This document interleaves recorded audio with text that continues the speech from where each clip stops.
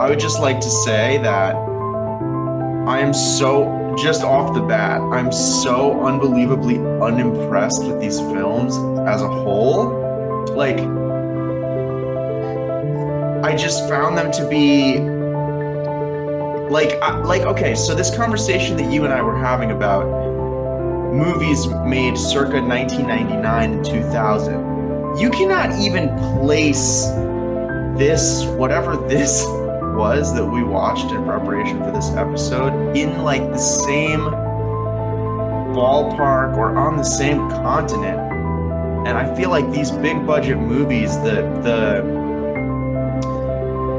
social engineering, particularly like of men, is just, it's so overt and it's so clear. So that's my little disclaimer, okay? So that was, rather than like taking notes, I was like, I'm just gonna get into like the mindset that I'm already in, taking all of this in and really kind of register everything on that level. And okay. I think that's what these are propaganda movies. Like this is, you know, yeah, very much propaganda. I mean, that's where I would start. Hell, maybe not where I would start with it, but yeah, it's definitely propaganda. Definitely, these are like propaganda, but also like smorgasbord amalgamated mythology and occult revelation of the method. Yeah, and all like curated towards making people more comfortable with seeing that more and more and more blatantly as time goes on, and giving them a framework on which to hang that.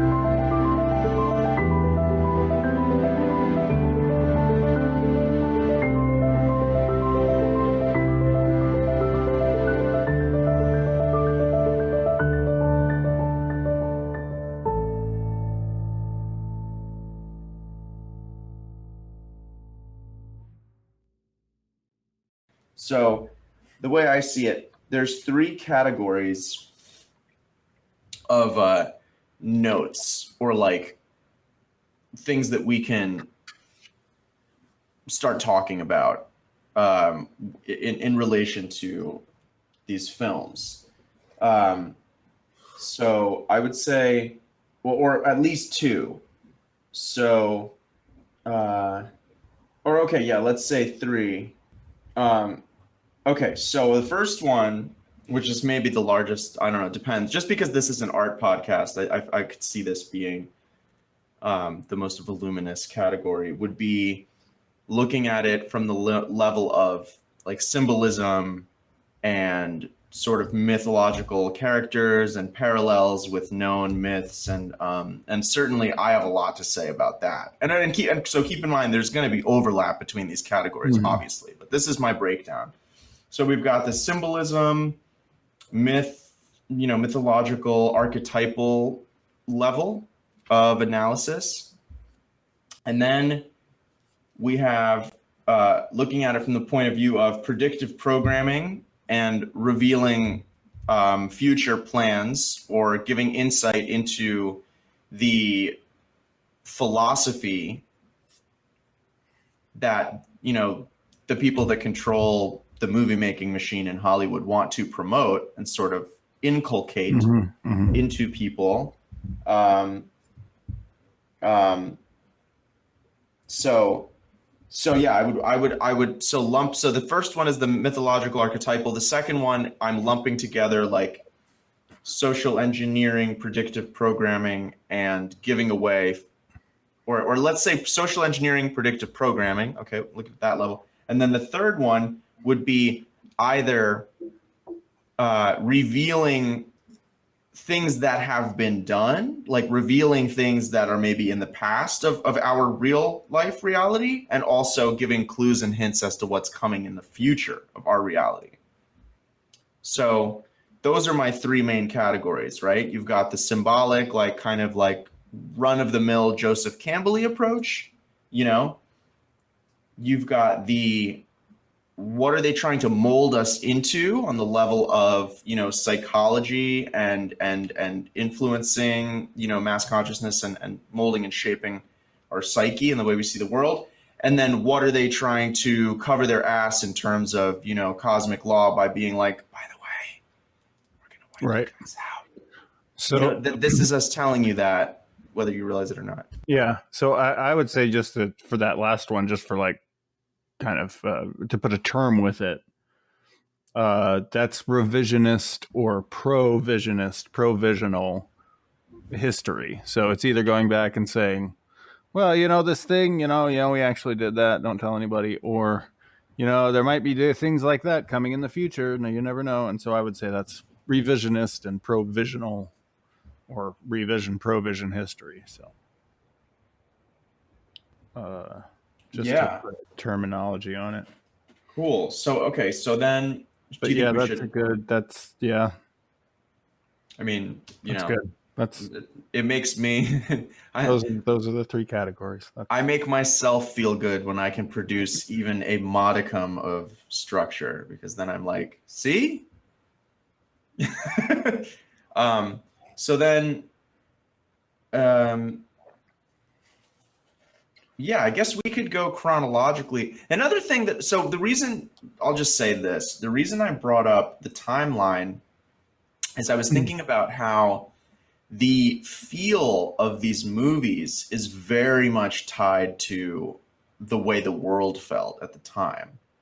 Because Avengers is like this very like hot girl summer kind of like, oh yeah, like the Mayan calendar's coming to an end, but like we don't give a fuck. Nobody's really paying attention to that. Like let's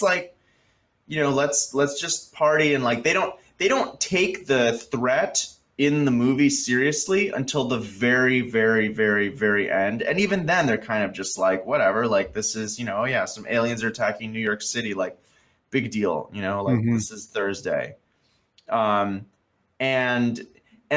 I really do. So I'm going to talk about this a little bit more later, but I think Tony Stark is really like the emblem of this franchise in so many ways. Agreed. One could argue he is a mythological kind of like synthesis of all of these different people, like Elon Musk type people that exist in our world. He's kind of like this like edgy, inventor, like unclear, came from, anyway. So, but yeah, I do find that Tony Stark, he is very much like the mascot of like the Avengers franchise. I guess the raccoon would be like the mascot, but you know what I mean? Like he's like the poster child. It's not Captain America.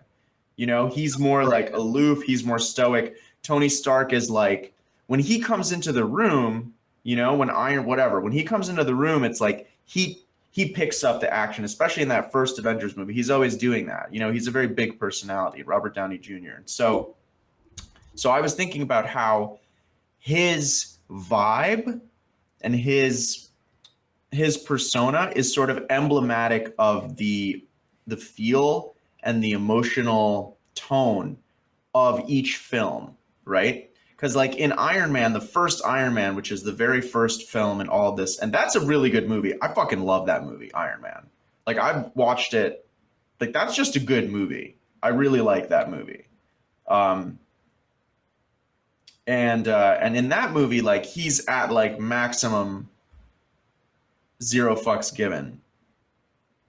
But that movie was also made in like 2008 or something, so it's just like, then I would say, yeah, 2008 is like the first year that anybody knew that anything was going on, as far as I'm concerned.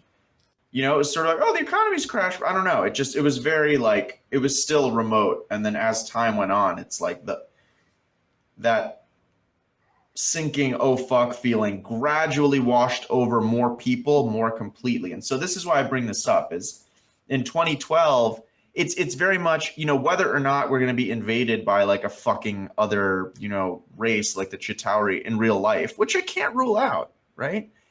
It is very much symbolic of just this, this thing, this like festering, I don't know, corruption. I won't say contagion because that's such a charged word now, but this just it's like we're pushing it off to the side, and you could get into like means of production and just all the shit that we're dealing with now with like all these. Obviously, it's it's created. The cargo ships. Apparently, I found out from my friend. I think I told you this. there's no reason that they shouldn't go to Florida, but there's a company and the government is manipulating this company that controls all the shipping lanes, and it's sending them all to California, where there's a huge backlog because they want to hold the entire country hostage. They want everyone to get the jab before they like allow goods to flow freely. But of course, if you negotiate with a tyrant, you probably won't get anything that you want anyway, because they can just always come out with more excuses. But anyway, before I get off on a tear, what I wanted to say was, it just feels like, just like in the real world, you know, you've got 2012, the hot girl summer of America. People are just like doing their thing. There are some firebrands and some prophets kind of being like, hey guys, you know, like for example, in 2012, I was going through a really rough patch because I was like waking up to a lot of this stuff. And I just found maybe I was in the wrong place at the wrong time. I was in New Jersey, so probably zero traction. People were like, you're fucking crazy. The environment, what? Like nobody, just people were like, what do you mean you're not just trying to like make money and do everything they say? Like, you're nuts. You're just nuts. You're like a crazy hippie. And so that's like I think that's very much in line with kind of how people were behaving in this movie. Then you get into, and again, I didn't watch Age of Ultron, but it sounds like a lot of the flashbacks were from that period. Yeah. And so that movie had a feeling of like, okay, shit's getting real now. Like we're like going like, there's a lot more. And the thing I will say this, the thing I like about the Infinity Stones is that there's actually some like legitimate plot elements. And I've always liked that kind of like mystical stuff. I really like that the original Marvel comics were so richly imagined. Like the mythology is like this amazing tapestry of all of these like systems of different worlds and dimensions with like different systems of like laws of physics and like rules of magic, and like it all interweaves and interlocks, and that's really cool. And I think this gives us, you know, albeit a little bit of a I don't know what word to use, just like a kind of like a dumbed down, you know, window of insight into a lot of that, because, you know, the comics, it's like for the people that are actually ready for that level, they want to, they're ready to go into it. But anyway, so yeah, just I'll give you the floor to respond to that if you want to. What I was thinking is Avengers 2012, the mood is like, hey, you know, we're chilling, you know, like whatever, like, yeah, they're up in Stark Tower, like during the final battle with Loki, he's like drinking. They're talking about drinking. Like that embodies the mood of that film to me, you know? Right. Then again, didn't really see Age of Ultron. Infinity War, like shit gets real, and it's 2018. So again, in the world, 2018, shit was getting real. Like that was not a good time at all, you know? Geopolitically speaking, I guess it was pretty good for the U.S. If it depends on what side of the aisle you're on. Hopefully, you're not on any side. But, and then Endgame, the vibe is just bleak as fuck. The whole movie is like, you know what I'm talking about? It's like haunted and hollow, and it's just like a derelict. No? Well, because like I don't. Half of all the people in existence are like turned to dust. So right. No, yeah, that I understand. I was just kind of I was kind of thinking about that movie from a different direction. But yeah, I get what you're saying, and I agree. So it lines up with how I'm thinking about it. I just hadn't thought about it that way. So I was just thinking how that. I was drawing parallels between the state of the world in terms of geopolitics and in terms of the world of like economic upheaval and finances, and how, you know, for someone who was more aware of a lot of the ins and outs of those things than like the common peasant, if you will, those films, I really do think embody kind of that mindset, because, you know, in 2019, prior to the global health circus being unleashed on us, like shit was going down. Like everything was going down. All of that like liquidation, whatever they call it, the quantitative easing, like all of the like parlor tricks, they really like went full gear in September of 2019. Like things were not going well. And in a way, you know, the whole we need like a code word. What's our code word for you know what RIS or VIS? RIS. I don't know. Why don't we just use the word?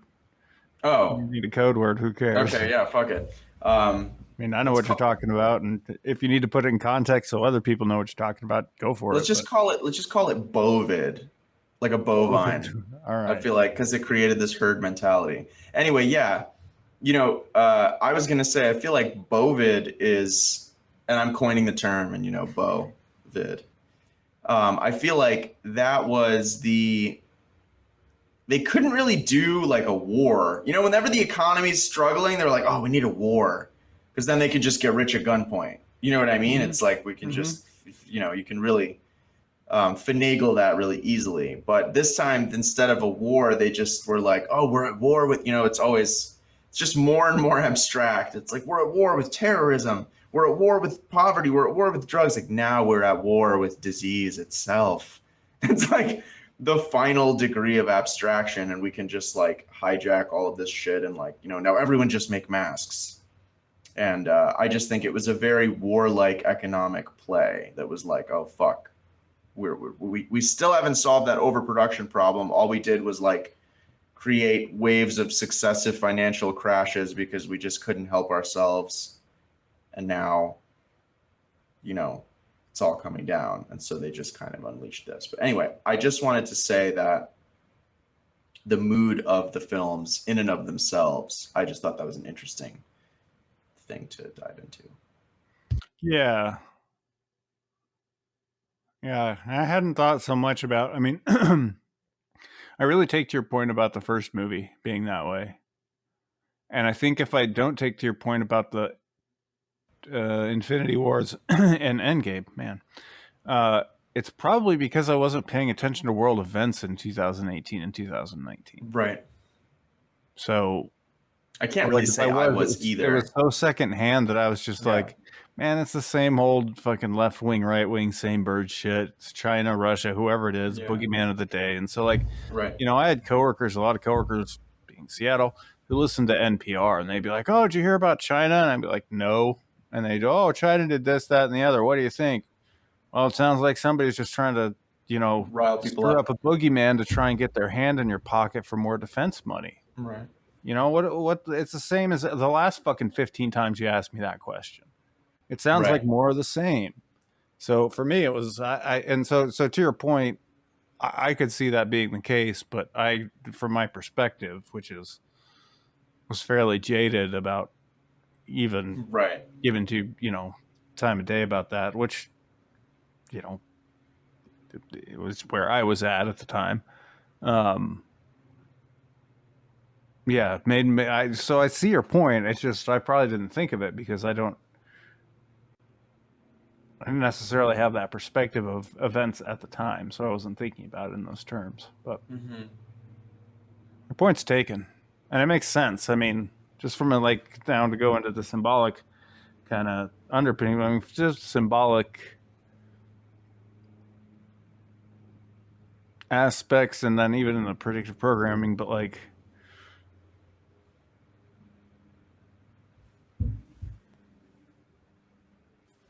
Even if that movie was released in 2019, you know, I wonder what time of the year Endgame probably was the middle of the year, April.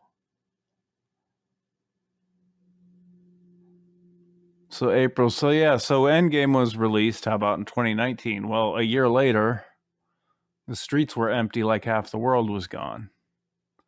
You know, 2018, April, Infinity Wars was released within a year. You know, state of the world. Yeah, so it makes a lot of sense. I just, this is the first time I'm thinking about it kind of in those terms. As far as the years released and World event. I was thinking, and I don't know, I guess, of course, maybe you didn't do this at all, and I didn't do that much of this, but it's interesting to think about like what some of these characters might be representing in terms of like, you know, like archetypes or mythologically. And obviously there's so many ways to come at it, but I did pick up a couple things from this one YouTube video I was watching. It was like, the Marvel movies are Satan, and I was like, oh, this is kind of cool. So I started watching it, and it was interesting. It was like this group that, it's funny because when I first looked at them, I was like, this is the most like new age. They're like these, anyway. I was like watching this, and then it turns out they were doing like almost like a Bible study of like the Marvel Universe films. I was like, whoa, yeah, I didn't expect that. Okay, interesting. But yeah, one thing that they said that was really interesting was Tony Stark as like the Christ figure. And apparently in the Iron Man movie, they do this where they'll like put exact biblical quotes in characters' mouths. So like in the first Iron Man movie, when he's walking through this casino, he had a drink in his hand and he goes, render unto Caesar that which is Caesar's. And he puts it in his hand. And so they were breaking that down. And I don't know, I was like, that's kind of interesting. And then I started thinking about it and I was like, in certain ways, I guess he kind of is a Christ figure because he's very public. He started it all, you know. And then like they were talking about how like the whole thing, he like has the missile and he calls it the Jericho, and like Christ destroys Jericho. What's not Satan? And then it's not good. Well, it wasn't Christ. That was before Christ, but. Oh, okay. Well, that's what they said. Jericho is in the book of Joshua, which is set Old Testament years, yeah. Well, that makes more sense. Well, anyway, and then like he goes in,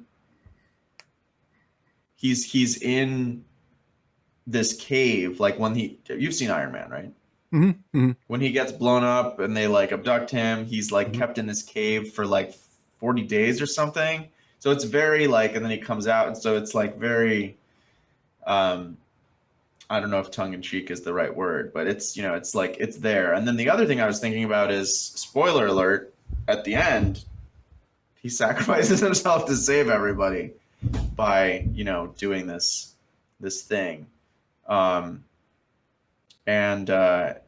another thing about Tony Stark that I thought was interesting, that I guess if I had watched more of these Marvel movies, I would have seen the progression of it, is that his suit goes from like a suit made of metal to nanotech.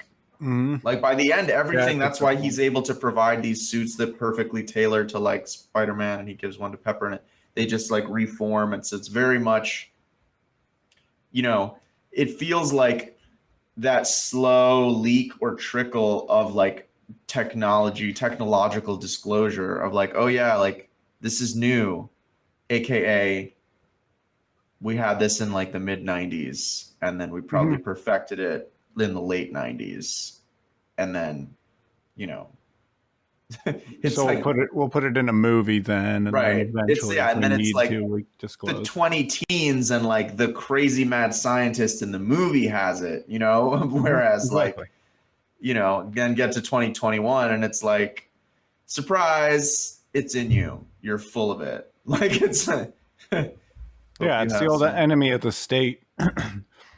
You know, have you seen The Enemy of the State with Will Smith from the 90s? Yeah, I have seen that movie, but I can't say. So in that movie, he's the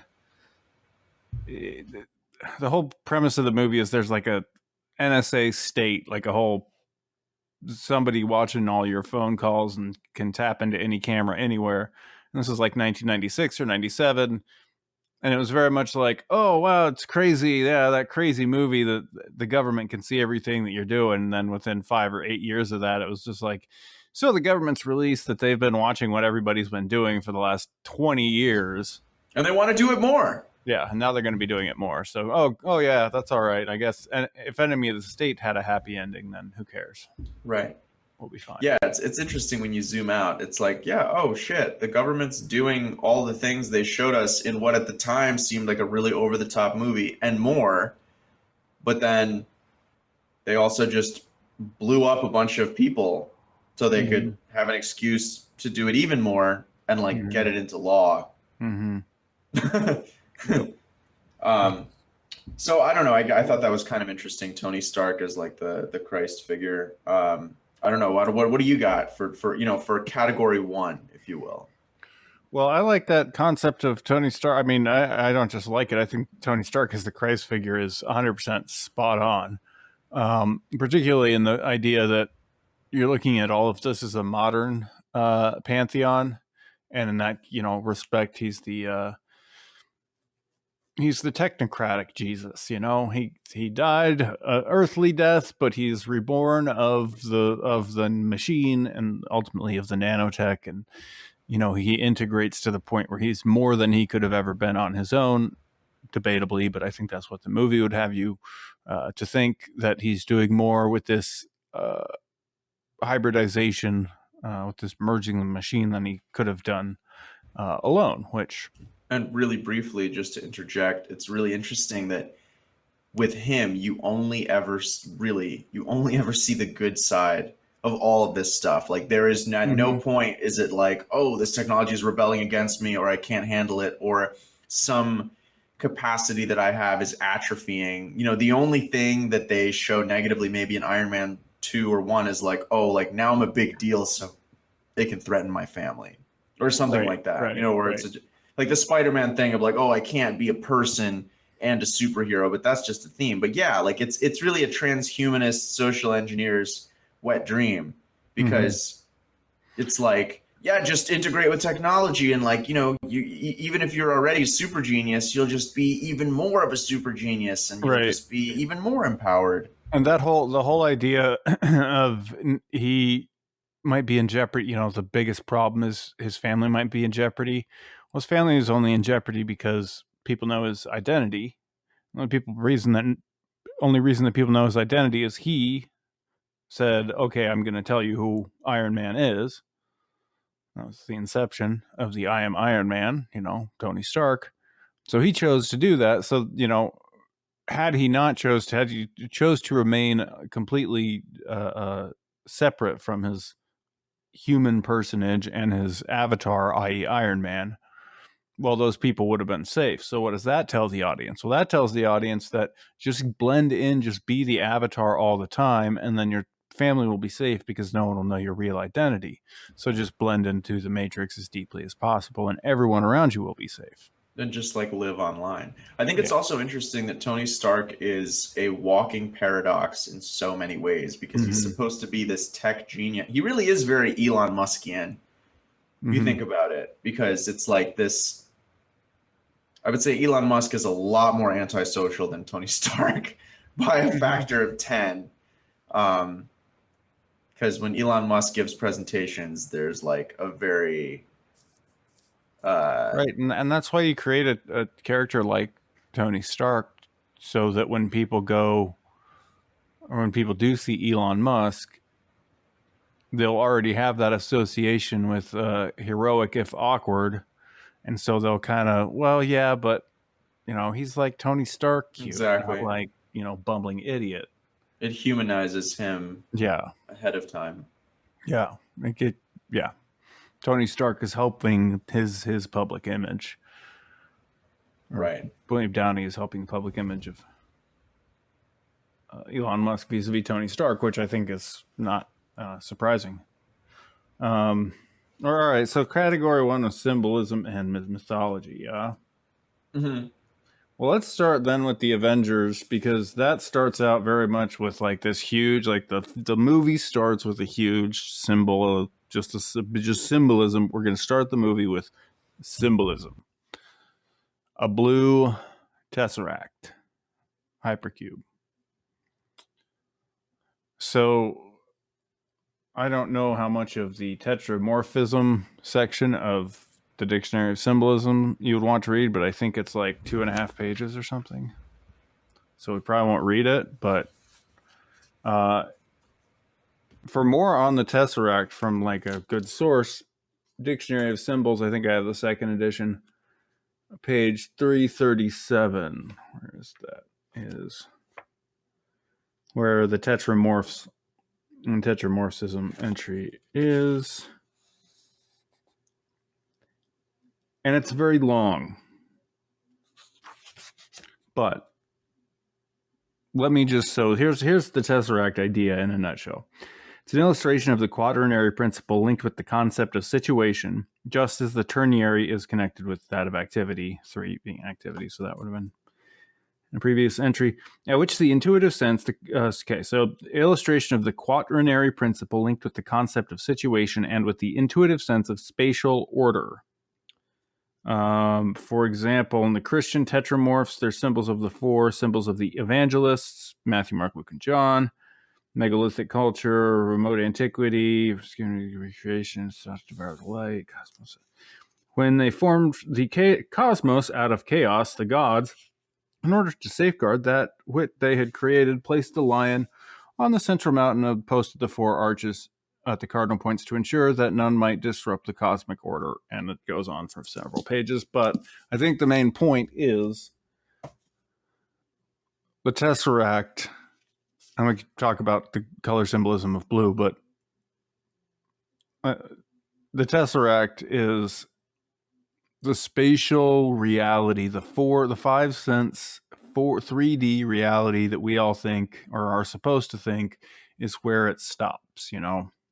So the first symbol in this movie, to me, is saying, look, all of this is happening in the physical world, in the tetramorphic world, in the world of spatial relationships, and it's all about space. And I don't remember if that's the space stone inside there or not, but it probably is.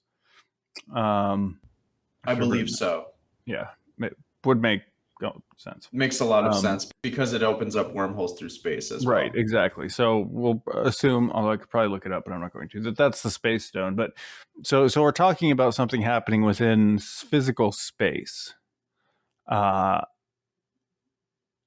which I think is, pretty telling because that symbol appears in a lot of other places associated with keeping people locked in the sense of 5 sense reality and trying to disconnect them from higher, what might be called spiritual or metaspatial realities. So realities or states of whatever dimensions or whatever above and beyond the 4 quaternary spatial reality. So I just thought it was interesting that they were opening it up with like, this is your reality. People that are watching this, you dumb slaves who are getting the blue light fed to you and are just, on this low brainwave transmission, this is your blue box reality. And so everything that's going to follow in these movies is whoever the movie maker is telling you about the conditions of your blue box reality. What is life like inside the Tesseract? Because the first line of the movie is the Tesseract. So the entire movie is about the Tesseract. And I would say the entire franchise is about the Tesseract and them telling you about the space that you inhabit, which is why we can get to symbolism and mythology, because they're informing you about symbolism and how you should think of it in the current context of mythology and what the current pantheon of mythology is. And then that goes forward into, so then what's the predictive program? What worldview is trying to be instilled on people? And also, what are the revisionist and provisionist historical concepts that are going to be introduced? But it all comes from the fact that they're saying this movie is brought to you in your blue box space. And we're going to tell you all about how you should be interacting with that space through these hero stories, these hero pantheon. And so that, to me, that's the whole jumping off point. Right. As far as the symbol and what the symbol then is intended to convey. That underlies kind of the whole, particularly the first movie, but I would say all what is currently 4 movies. Interesting. Avengers. I was just thinking about, so I'm glad you bring this up. I feel like you're good at, what's your sign? You're an Aries too? Mm-hmm. Interesting. It's interesting that this podcast works. I feel like we're both good at starting things. um, I was going to say, I think it's really interesting that they essentially, Loki, the god of the trickster god, right, is contracted to use the power of this tesseract, right? And he has the staff. So he is essentially he's using this power over space. I think also I think it also represents materiality. This felt like a really material film to me. It was very much like the concrete. That's just even very much an aspect of the Tesseract. Yeah, and so I think it's interesting because I mean 2012, I mean I've read some stuff that like these Raytheon, like Lockheed people, like who have been, playing with untold amounts of money and all the toys since like the 70s, like they were talking about crazy shit. Like they had like a room where they would just open up a portal and like they could fucking go anywhere, and like they had that shit in the 80s. So it's interesting, the trickle down where like, then you finally have it released, but it's released in a fictional superhero movie. But I thought that was interesting, and I just pulled up this entry on Loki, and like Loki's a really interesting figure, and I think it's pretty fascinating how they Marvel fictional Loki or mythological like, Norse mythological Loki. I don't know. It's saying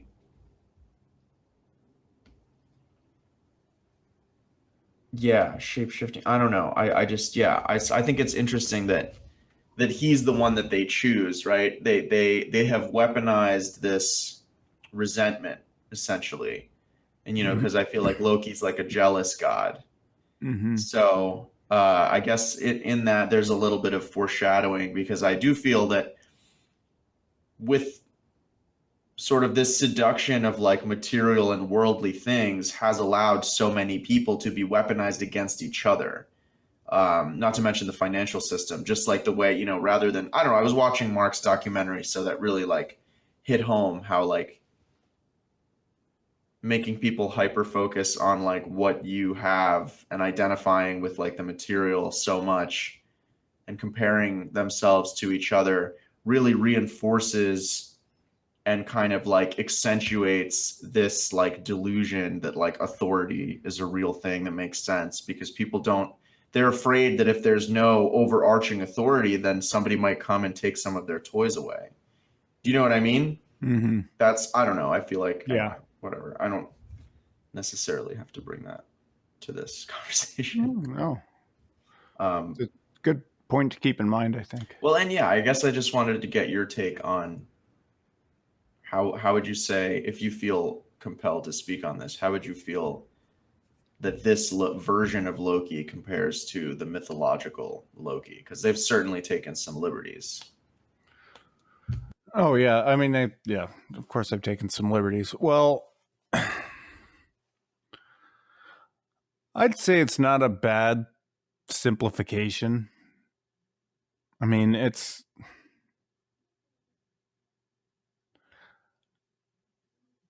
I don't think that Norse mythology is really that well understood, even by experts, and I could be wrong. Agree. Obviously, but as far as I understand it, Loki's not necessarily a bad god, and I'm not saying that the Loki character is necessarily a bad character. And again, that's why I say it's kind of a decent simplification. Loki's just that which stirs up, that which it's the natural.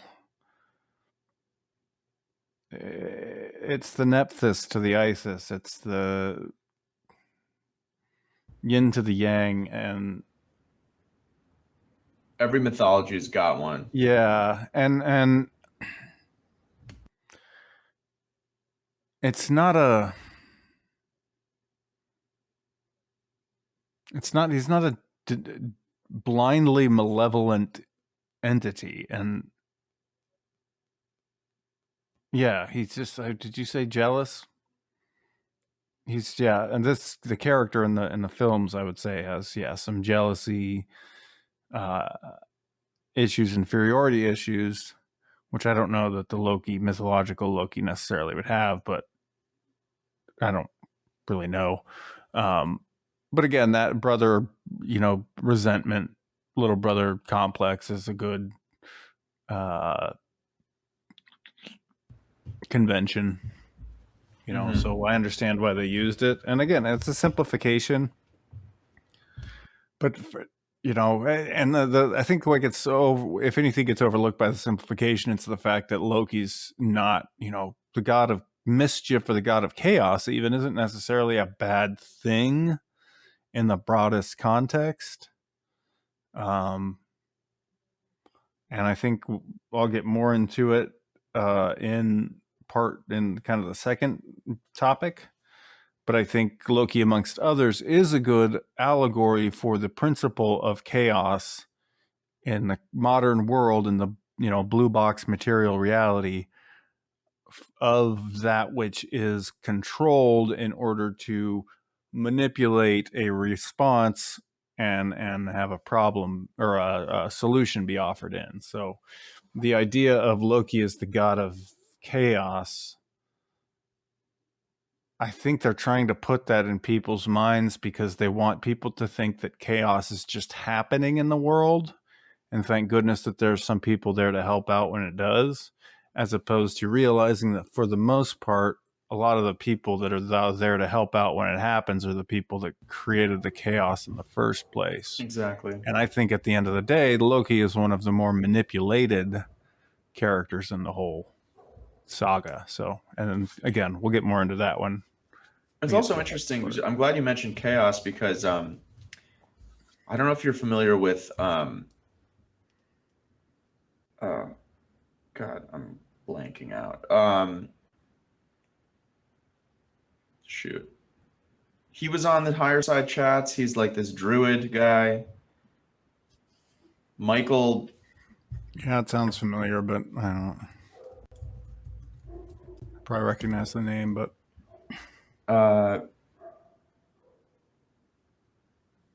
John Michael Greer. Have you heard of him? It doesn't sound as familiar as I thought it would. He's a cool guy. I really like. He's a really good speaker. So he went on the higher side chats and he was doing an explanation of the Trump campaign and subsequent presidency and an analysis of what was going on, on the internet and on social media, and particularly on places like 4chan and Reddit, which is like the unsanitized inner sanctum of the internet in a way. He was talking about basically how, that meme with the frog, Pepe or whatever. So he was talking about all this really interesting stuff, basically like all these memers, there's like this really big overlap between people creating memes and trying to influence the outcome of the election and people who got into the philosophy of chaos magic. Chaos magic was getting really big in leading up to 2016. And it's just really fascinating. I was just thinking it's kind of interesting because, and I've always said this. Did he make any connection to DMT usage? When he brought it up? In chaos magic and the election? The election and meme spamming and that kind of thing? I don't think that he did. But that was just one interview, and this guy, like, he knows his shit. He really, I highly recommend you check him out. If nothing else, it's a pleasure to hear him speak. His, he has excellent diction and his elocution is on point. He's a very good speaker. Like I can tell. If nothing else, it'll make me want to find another copy of, is that Douglas Hines, Chaos Magic, whatever that book is. Anyway, yes, it's a really interesting. That was a really interesting talk. But yeah, I think also now that you mention it, that movie has like the whole beginning part of that movie, the aesthetic. If you think about the environments that they're in, right? First, they're underground. Then they're on that ship plane thing the whole time. And all you see is like blue-gray metal, boxes, wires, everything. You are essentially viewing all of this from inside technology. You are in a piece of tech, and there's this magical blue cube that's manipulated. So in a way, it seems like a nod to maybe quantum computing and the fact that like this, like whatever this thing is that they have created is like progressively. And then there's that scene where they're in the room with the Tesseract or the staff and they're all arguing and they zoom in on it as if like, with the Hearthstone. You being in the room with this is what's causing all the discord, and it's you're not able to get along because of this energy is manipulating you. And it's like that. What better metaphor could there be for like the way that, especially if you look at something like Facebook and social media, the way that technology has affected human relations, because this very powerful tool that in theory could be used to share all of the best information with everyone has just created insane, discord. In so many ways, you have like the Arab Spring and whatever, maybe that was good, but just in general, it's this technology that really was weaponized real quick because you can manipulate huge numbers of people without going anywhere near them.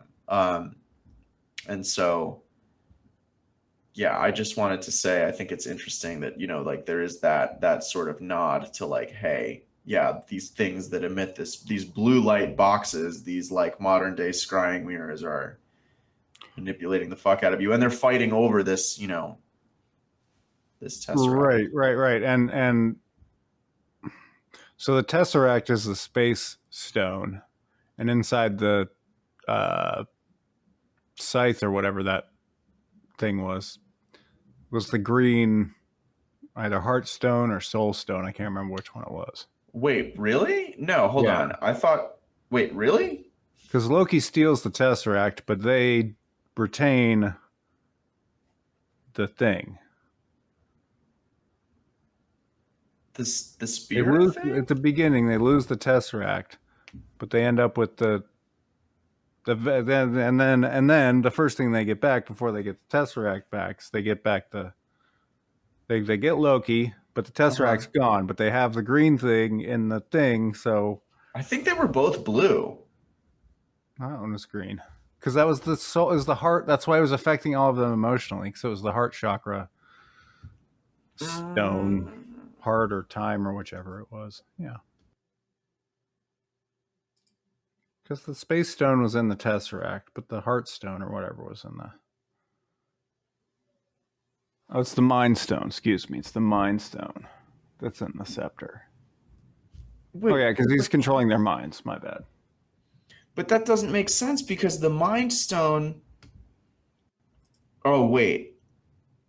But the Mind Stone is yellow. Wait. Mind Stone is yellow. Oh. I need a chart that says which is which. Space Stone is a bluish. Space Stone is bluish. Yeah, that's in the Tesseract. Yellow. The Mind Stone is yellow. Yeah, it is yellow.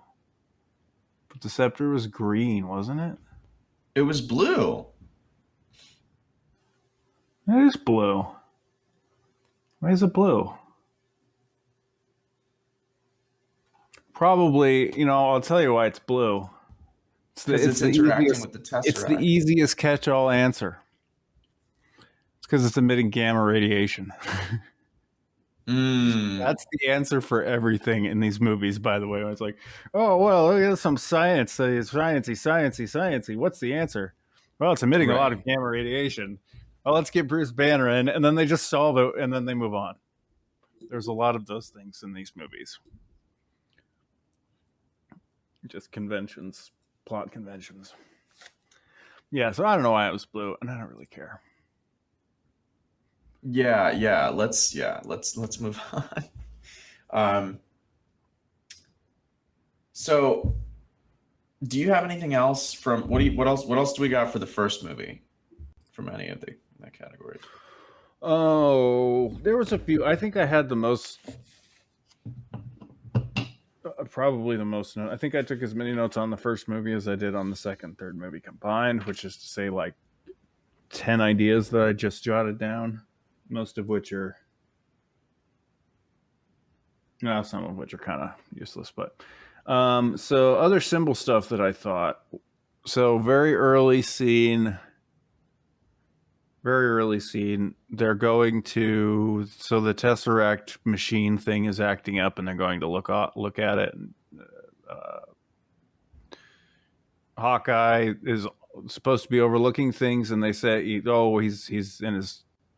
he's in the bird's nest or whatever, and he kind of comes down from his little hidey hole. Well, on the wall is the first instance of the hawk logo, which I think is different from the shield logo, which looks more like an eagle. But I don't know what that logo is. I keep seeing it, particularly in the first movie, but I don't know what it's for. It's just on things. I do remember that. They were side by side on the wall. Yeah, and one's like the State Department or some USE very, kind of banner. Oh, no, it was NASA. Excuse me, it was NASA. Yeah. Yeah, it was NASA on one, and then this Hawk logo on the other. And I wasn't really sure what the Hawk logo stood for. I think it's probably SHIELD. Right, which had another logo that looks more like the bald eagle with no detail, like kind of just an outline anyway.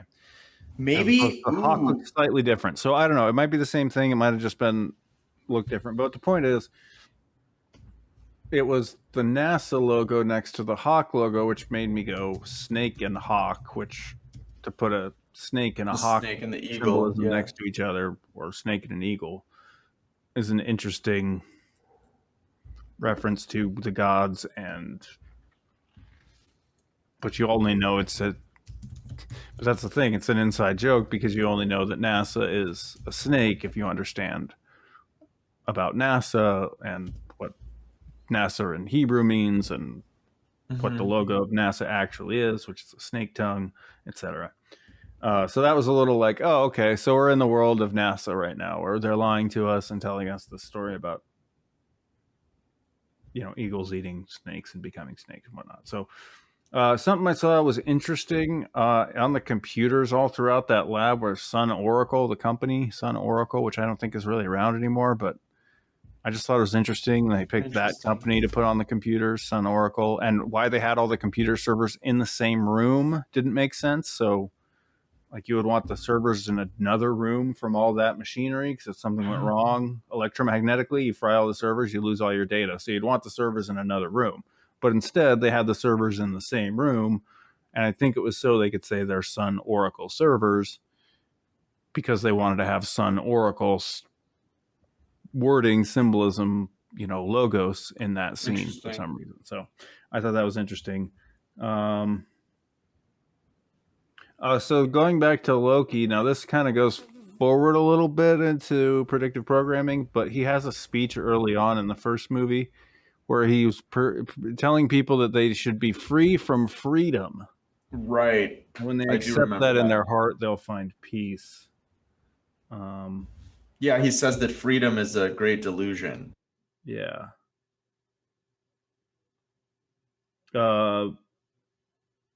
What else? Six-fingered alien. Now I don't really remember, but I wrote that. Oh yeah. So the other big, symbolism moment from the first movie is when Loki shows up at they're creating a distraction so they can break in and steal something, but they need the guy's retinal scan. And so Hawkeye infiltrates the, entrance door while Loki goes in and shakes up the party. And as they go to that rich party, there's a double-headed bull altar where eventually the sacrificial guy whose eye they need, right eye I'm sure they need, he's put, thrown onto that altar, that big random table thing that's nothing is set on it. It's not like a table at a cocktail party where there's drinks and stuff set on it. Completely empty. It's an altar. It's like an Ancient of Days. Yeah, exactly. Because if it was a table, they would have had the production designer would have had the set designer and set dresser put some stuff on it because it was a table. So clearly it wasn't a table. Plus the height was all wrong. But so that was the altar, and then he sacrifices, and it's the sacrifice of the bull, and Loki's got the bull head. That's the other thing about Loki, from a symbolistic, mythological aspect. They really took half Loki and half Moloch or Baal. Yeah, very much so. Really very pushed much them so together, which that would be a totally different deity in the Nordic Pantheon, North Pantheon. Yeah, so I don't even know what the equivalent would be because that's a very different vibe. It would be, what's their Jupiter? Thor. Is it? So it would be Odin. Woden. Kind of. It's a dark aspect. It's different. Yeah. I don't understand it that well, but Woden. No, there's another one. I don't know. I feel like Tyr. I don't know. Whatever. There's like something.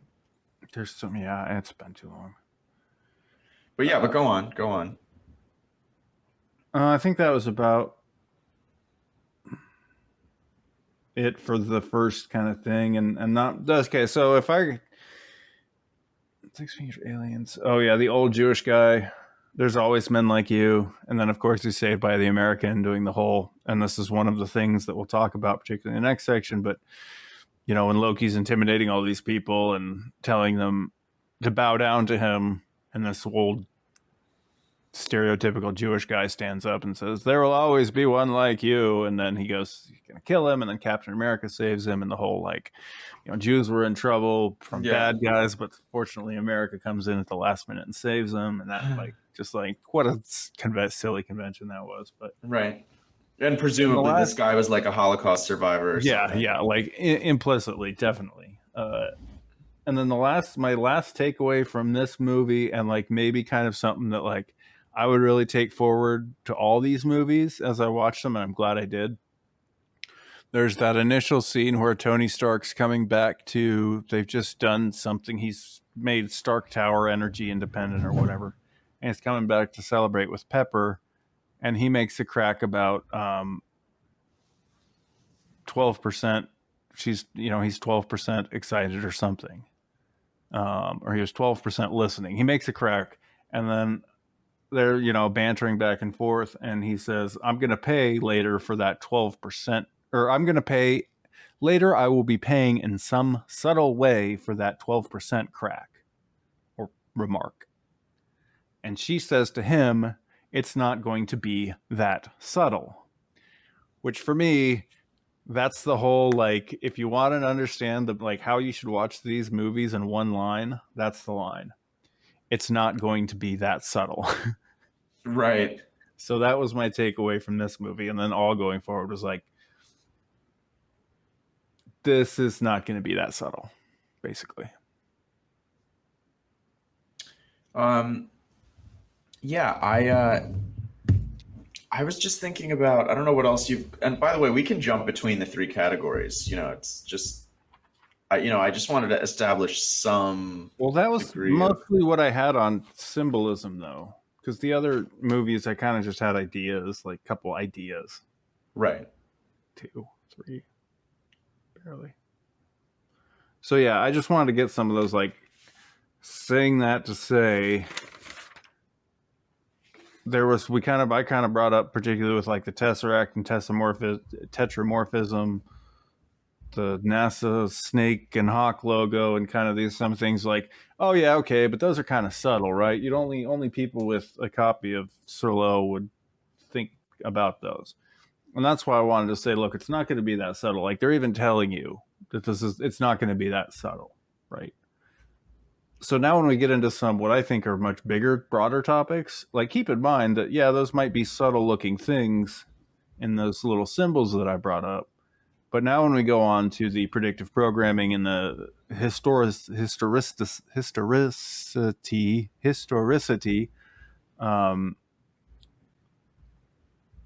there are some things that it's like, that's too over the top.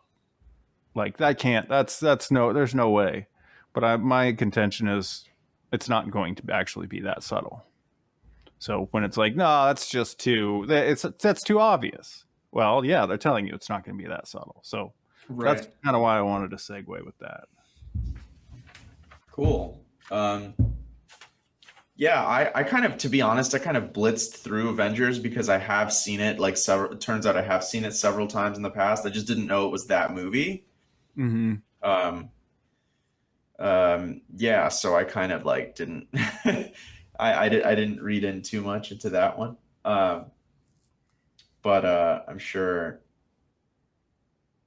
Yeah, I don't know. I think it's interesting how.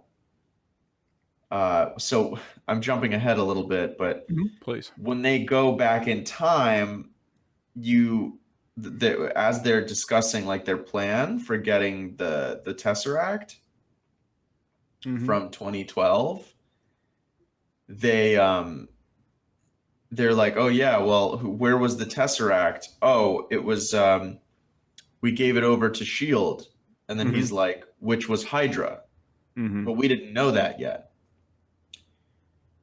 Which, to jump to category number 3 real quick, and I guess also jumping to the last movie technically, but again, it's technically, the reason this was triggered is because we're talking about that scene in the first Avengers movie that they travel back in time to from the last one. In the last, correct, yeah. Gotcha. Now this is getting complicated already. And how, so what would the real world equivalent of SHIELD be? Like, let's be real. It's like the CIA or the NSA, right? Exactly, yeah. So what they're saying is that all along, even though they didn't realize it, that was infiltrated by this like Nazi secret society. Like, right. So that's essentially telegraphing like, yeah, CIA, NSA is like Nazi SS, like Thule society. So I just thought that was kind of, like just a funny little info drop. That's not just a funny little, that's really one of the linchpins of this whole thing. Yeah. So and they continue, I think it's fascinating, they continue to work with SHIELD kind of like after that, as far as I'm aware. It's like, you mean the Avengers? Or just in the intervening, I guess it's not revealed yet, but like in the intervening films. And I don't know, I've heard there's like a theory about how Nick Fury is like one of these shape-shifting Skrulls. Have you heard of this? Or something? No. But okay, so now that we're there, so that was my disclaimer number 2, is I think Nick Fury's behind all of this. And I haven't heard any theories, but that.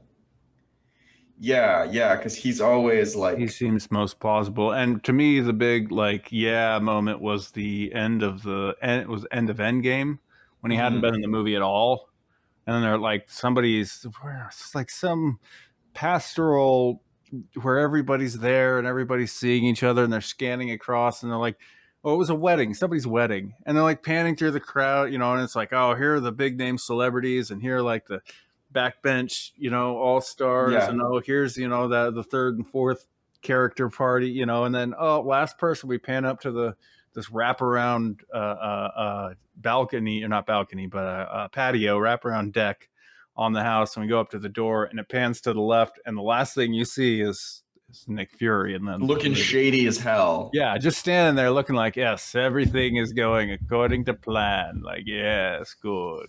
So that was my I was thinking that before, particularly because I had so many questions going into the first Avengers movie, because I was so out of water having not watched much of this stuff. And so like my first questions were like, all right, so what exactly is the Tesseract?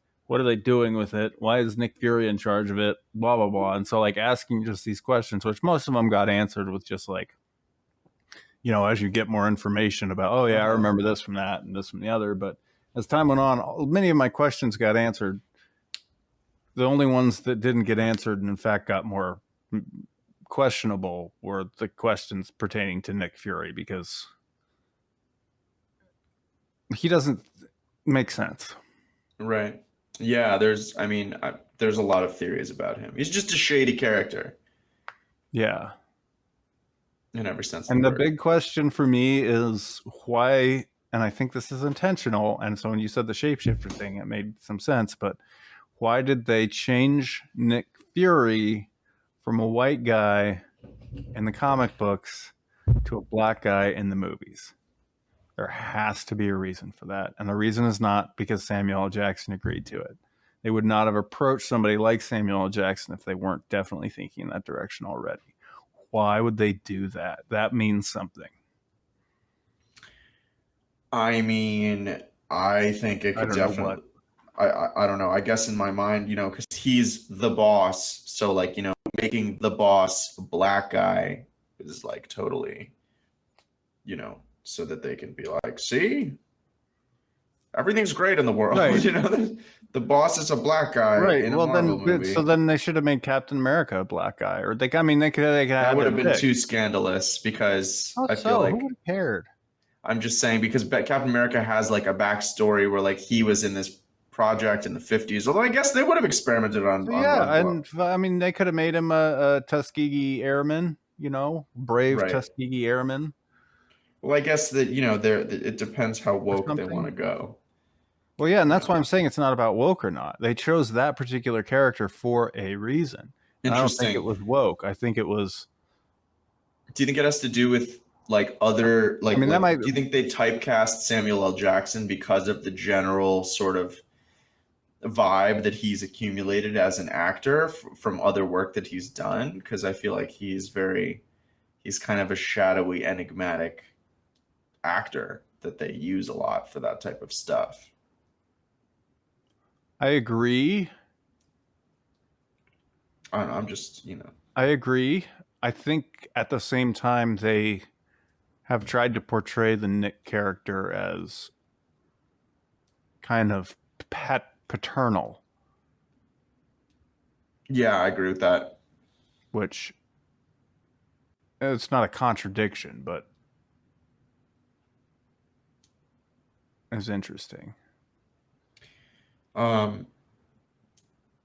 Yeah. So, yeah, we can move on though. I kind of wish we had watched Age of Ultron, but I feel like that would have been a lot. This is already a lot for one episode, I guess. But we can. I'm comfortable, jumping around and yeah, free associating. I guess I already technically said something from the third one, but. Oh yeah, no, it's all good. Well, okay, so. So let's go with the predictive parameter, but I'm going to get like worldview kind of stuff first. It's at the beginning of Infinity War, yeah. Was kind of the first time that I got the outline. I don't know if it was for the whole audience or just me because of the way I came about these films, but like the whole outline of the understanding of, okay, I know there's 6 of these Infinity Stones. I've been given names of each of them. Like, okay, I kind of have an idea, and like an idea of which is where and which is on the time stone being in the thing from the necklace, Clinton, and yeah, Doctor Strange, and okay, this one's there and that one's there. Okay, so I was like, all right, I have an idea of what is what. I just thought it was interesting that they could have gone in this mythical universe with kind of any sort of creation story, right? They could have said, the great force of darkness. Right, yeah. But no, what's the explanation? Well, the beginning of time, there was nothing. And then the Big Bang happened and it created 6 Infinity Stones that were flung to the far side of the blah, blah, blah. So it's like, regardless of anything else, and that's one of those things where it's like, wouldn't they have preferred to be a little creative? Wouldn't it have been more fun to have a little more creative story than, just the Big Bang and then the 6? And yet that was what they went with. And for me, it was like, Yeah, because you're not supposed to question the Big Bang. That's in the scientific, pantheon. And so to slip that in there very casually in that story, when you didn't even need to say, because at the beginning of the time there was nothing, and then right, or whatever, when creation occurred, yeah, you could have framed it in many different ways, but to actually specifically say the Big Bang, as if whoever, I can't even remember who came up with that term at first, but like whatever the earthly scientist that came up with the term was the Big accepted Bang everywhere in the universe. Was, somehow understood in the Marvel universe as well. Right. Which is clearly not Earth, because I thought that New York wasn't destroyed. I thought that, yeah, I agree with you. That was kind of like, that was extra lame, that moment, especially because there's so, like you said, there's so much mythology, even just inherent to the universe they're working with. Like this new movie with the Eternals, like there's like so many levels of reality, and there's like ancient gods and like creative beings. And that was, that was like, it almost felt like exactly like you said, they had to say that, that was like the approved, I don't know, like the ADL was like, you have to throw the Big Bang in here. You know what I mean? Like, or whoever's calling the shots, like the science reviewer for the Marvel movie. Yeah, I got Neil deGrasse Tyson on the phone and he's pissed. Right. Yeah. So I thought that was interesting. And that was one of the many things about like the worldview kind of skewing, to say nothing of, and I don't know where people fall. I don't know where I fall on the whole shape of whatever this thing that we live on is. But obviously in movies like this, there's a lot of space, centric narrative. A lot. There's a lot. True. Yeah, clearly there's a lot. And I'm not saying that that's, not true or impossible, or that we don't live on a, floating orb. I'm not saying one way or another, but for those of you who are looking for another piece of slightly interesting propaganda, there's a lot of not just pro heliocentric, but just very pro modern science. The whole Ant-Man quantum travel thing is fucking nonsense. Yeah, they really want the people whole to idea believe of quantum. In... I mean, they're pushing quantum science, just believe blindly quantum science, like believe blindly heliocentricity, believe blindly whatever. Right. So there's a lot of those scientific-y worldviews like heliocentricity and quantum physics. And then, of course, the just gamma radiation. You're right. It's very dogmatic. And it, actually, the more you talk about it, the more it is... These Marvel movies, yeah, very much. And again, I think it's fascinating. This reminds me of the whole like shift of ages, because now we're in the age of Aquarius, so we need this new mythology. And it's like, if you look at, not that this is an equivalent, right? But if you look at like the art of the Renaissance period, right? Or like Christian religious art, it's like, they just, they had their mythological systems that were really big at the time, so you had like all the Christian art, and then a lot of the Greek stuff was rediscovered, or whatever they tell us.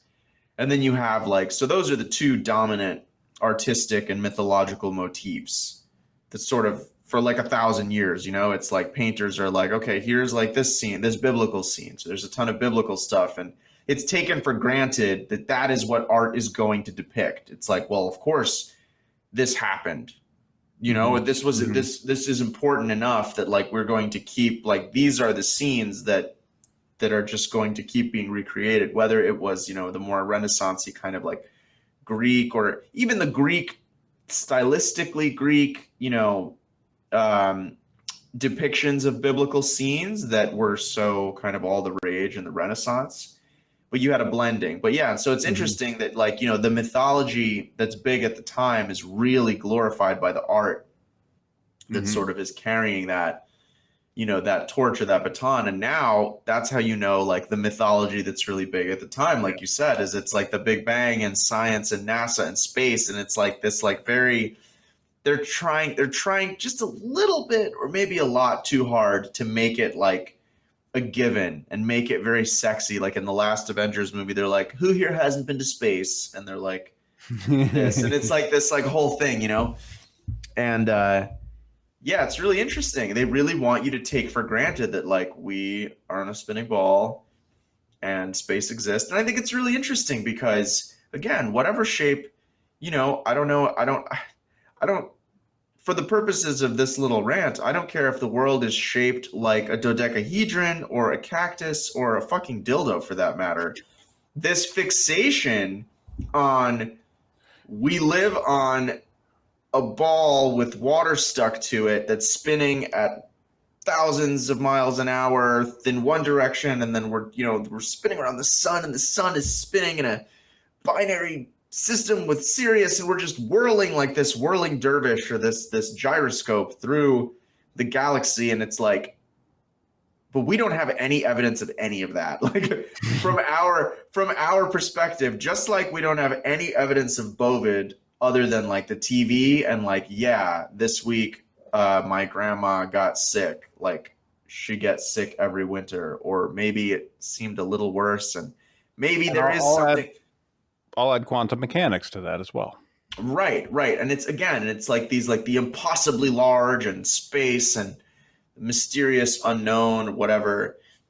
And also like quantum mechanics and the impossibly small, and both are, and it's actually, this is a great, I've been wanting to bring this up in this podcast, or maybe I already have. They are both among the most unintuitive concepts that you could possibly discuss in science, of like literally, unless you have a multi-million-dollar or more or much more piece of equipment, and let's say whatever, so we'll take like the whole viruses and microscope thing out of the equation, because like that's like, we could if we wanted to go in on a nice dark field microscope, like that's probably would be affordable, but you're not going to get an electron microscope to see atoms, and you're not going to be able to see anything at the Planck length or like quantum level shit.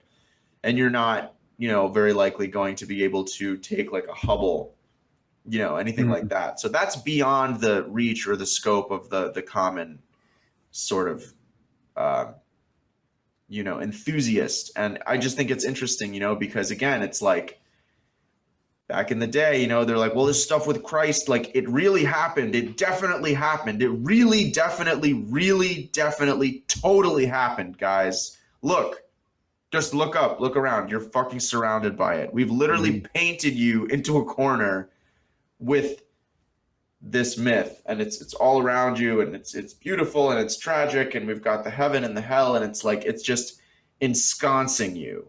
And that was the blue tesseract of the 1200s or 1500s, right? Or whatever. Right. Yeah. Like this is your reality. Not even giving people an opportunity to question it, just saturating their sense.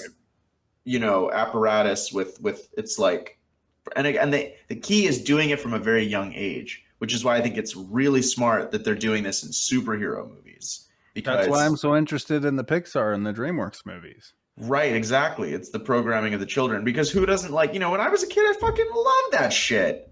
Like Saturday morning cartoons. Come on, are you kidding me? Like that was life. That and like Beast Wars. We had the Disney movies in the white, cases that were bigger than all the other VHS cases. It didn't fit with the other VHS cases. We had all that shit. Yeah. But yeah, it is interesting. The just marketing of this level of, I feel like this level of indoctrination, although Avengers is not intended for adults, and I know many adults, or I'm guessing many adults have seen it, but definitely, like outside of the Avengers and some of these franchises like that, which I think by and large are geared toward kids primarily, it's really interesting. I think sometimes there's more complex, brazen, in your face propaganda in something like Avengers than there are in a lot of kind of more adult movies. Yeah. Well, the Oscar movies, and not always. I agree, because those movies are art, which right. I feel like is honestly a lot of the time it's more of an egregious fake of itself. Like the Academy, like his performance was. It's similar to like a lot of like how fine art and modern art is just so over the top, and it's like, it's like these old kind of fossilized white people control pretty much everything, and like they just, what I mean, or like the world of like, and we talked about the gatekeeper kind of phenomenon. Yes. So but absolutely. What I just very briefly wanted to comment on what you were saying about, I don't believe these, or rather I think it's a complex answer to the question, are these films geared towards children or adults? I think the line between child and adult has been being progressively blurred more and more and more. That's a good point. I'm just going to jump ahead to this because this actually connects really well. In the third film, specifically, or rather, I'm sorry, in the final one, I shouldn't say third. Endgame. The way they portray Thor in that movie, where he's like fat and he's drunk all the time and he's just like this like pathetic. And Tony Stark calls him Lebowski. Right. You might not have caught, but as soon as they started walking in, I was like, oh man, he looks like Lebowski. And he's like, out of my way, Lebowski. And I was like, oh, okay. They knew what they were doing. But yeah, I was going to say, and then, and the other thing is like, I don't know, when they come like visit him, he's like, he's got these other two aliens chilling on his couch playing like Call of Duty or something. And then one of them's like, he was mean to me. And he comes up and he like scolds him. And he's like, I am the god of thunder. And like, I will come to your arms off or something. And it's just like, I thought it was really interesting because it's kind of like, they're growing adult children. Mm-hmm. That's the whole goal of, because and honestly, like if you were to go in a city during the summer these days and walk around, or better yet, go into a Walmart. If you want to know where the soul of America is, go into a fucking Walmart. You will see it. Okay. Go to the clothing section and tell me what 80 to 90% of the shirts are of. Because I mean, Walmart, that's like the most basic, like, it's just like the mass produced, like they're like, what do we want on people? Like just stamping logos onto people. It's all superhero shirts. Disney, superhero shirts, and NASA. That's it. And guess what? Most of the people wearing those shirts are over the age of 18. There's so many adults in heavy quotes that really like they live for this franchise. And I think that it's perfect because they want people who are just going to sit on their ass and not do anything to change their reality. And so they're substituting the heroic journey and the heroic myth that could actually start to take place in your life if you look the fuck around at what is really going on in the world and acted on it, or even attempted to act on it. But instead of insulating yourself from reality with fiction, because like it reads very much like, and I got kind of upset, honestly, watching these movies because I was like, this is so the opiate of the masses. It's like, quit lying to yourself and just do some real opiates. It's honestly more fun than watching these movies. Like, honestly, I want to try something. I just have this theory. I don't know, but what's the massive multi MMORPG? MMORPG. Massive multi online role playing game. Yeah, Avengers. I don't know. Whoa! Oh yeah. Damn. Marvel Avengers, massive multi-online role-playing game. Yes, it exists. So that, what you were saying about people, I don't even know how many people play it. I don't really care that much. 2020, of course, and it was released in 2020. Oh, it was just released too. So anyway, wow. Yeah, so there's that. But, there's another, like you're saying, the people with the T-shirts and the other thing, the thing that jumped into my mind was seeing the old, like, Mario Brothers T-shirts and the vintage remembered. And then it was like, well, video games. And then I was like, I bet there's a sit by yourself at your computer, playing the hero's journey with virtual friends role-playing game for the Avengers. 100%. And so we looked it up, and there is. Yeah, no, that makes perfect. Well, right, because they want people to live in these virtual worlds, and this is all disclosed. You know, they want you to pay real money for like virtual shit. Like that's like that's something that, you know, the World Economic Forum has pretty much shared and disclosed. But what I wanted to say is,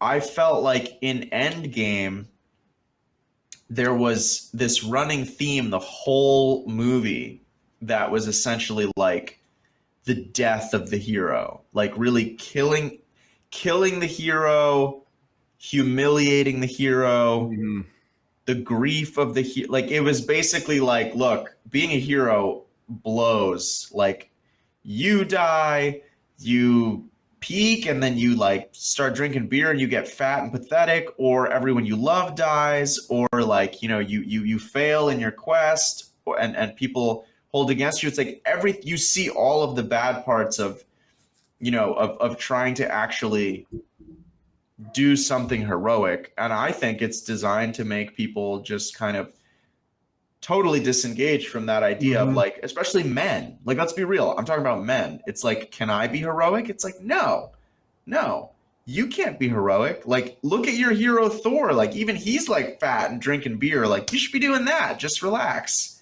And, you know, and live vicariously through these characters that we're just providing for you, you know, like, I don't know. I had that image in my mind a lot while I was watching these films of like people who, you know, are just fully invested in this universe. Like, you know, they're like, this is the Star Wars of our time, you know, like people are freaking out. They're probably waiting in line. And that just, no offense to anyone who's into it, but that struck me as really, really depressing. The idea that someone's like, oh my God, the next Marvel movie's coming out. And like, how much, right?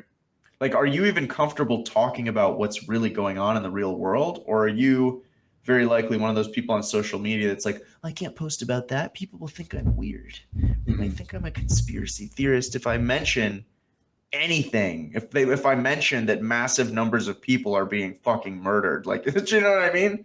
Which, yeah, so it's a twisting of what it means to be heroic. Anyway, all right, you talk. I have a couple more points like later that I'll bring out, but I don't want to dominate. Well, where's I going to go from there? We have more worldview stuff. What does that say? Oh yeah. Okay. Oh yeah. So that's what I was going to kind of go with it. So, per your point about feeling sorry for people who are, you know, their life stops and starts with the release of the next one in the series. I'm very glad I didn't see any of these movies in the theater, particularly Infinity War and Endgame, and I'm going to tell you why. I would have felt Infinity War was 2.5 hours to have half of the people in the universe just die at the end. Right. I would have felt so gypped by that ending because, first of all, it's not really fulfilling from an emotional, you know, return standpoint, number one. And number two, now I have to figure out what goes on. I have to pay another $12 or $15 in a year to see the rest of this play out. So for me, the fact that like this is like an endless series, and it's not like an endless series that, okay, with TV, you just have to sit down and watch it and you're paying for it with your time. Like every year, you have to pay and go somewhere. There's 30 of these movies in the last 8 years. And in order to really get the full nuance of the story, you have to see all of them. That's 8 movies. I mean, you're spending $100 per person a year just to keep up with the story. That's kind of crazy to me. I feel like it's pretty clear these are basically the only movies that are coming out now that anyone gives a flying fuck about. Yeah, it's interested in going to see at the theater for sure. I mean, that's a good point. I mean, all the money is in the Marvel movies. All of it. Yeah. and then, it's not just theater. Obviously, I understand how residuals and Netflix and those kinds of things work. But I would have felt, okay, so if I'd have seen Endgames in the theater and been like, all right, so first of all, everybody died, which is stupid. Number two, obviously there's going to be more, so now I have to pay for that as well. That's unfortunate. So then you show up to Endgame, right? And you've paid your $25 for like one thing of popcorn and your ticket. And it's just you. And if you brought somebody with you, it's $25 per person or whatever. It's insane. So you come back to see the next movie. And what's the Endgame? Endgame is like one of those video games where the developers and animators were like, we're not creating another arch nemesis. I'm so glad that you and with everything, it just felt like a complete recycling. Like that whole first half of that movie, I was like, I feel like I am watching grass grow, or like I stayed at like a resort past Labor Day, and there's just literally less than nothing going on. It's like this bleak, foggy, and they're just like, oh, we're so sad that half of everyone's dead. And I was like, this movie, I remember people talking about it, both leading up to it and the anticipation and after seeing it, and the hype was unreal. And I just was like, I can't, and it's such a long movie. Mm-hmm. I just think it's so and maybe that's lazy what they do, and excruciating to people are like, well, yeah, but I'm not going to pay $25 a year to see that movie. It's only 90 minutes long. Well, they go, this one's 2.5 hours. Maybe there's 45 minutes of just fucking dead space. Yeah, and then well, dead space and this is just to go into one of my points actually. So much of Endgame is just them pushing like the depopulation philosophy, super fucking hard, because they do it. I mean, Infinity War and Endgame, right? In Infinity War, it's Thanos basically being like, he's kind of like, I'm trying to help you.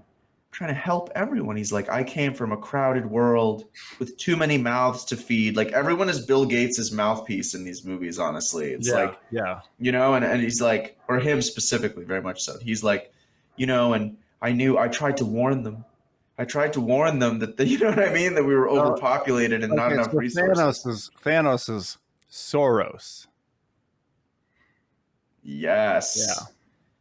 Oh my gosh, and they're all Bill Gates' mouthpiece. Yeah, they're all kind of different. You nailed it. He is Soros mouthpiece, and he's the right. Yeah, and he looks like a scarred lizard that. Yeah, and I had to look it up because I was like, is that fucking? I thought it was Ron Perlman. I was like, me too. Ron Perlman.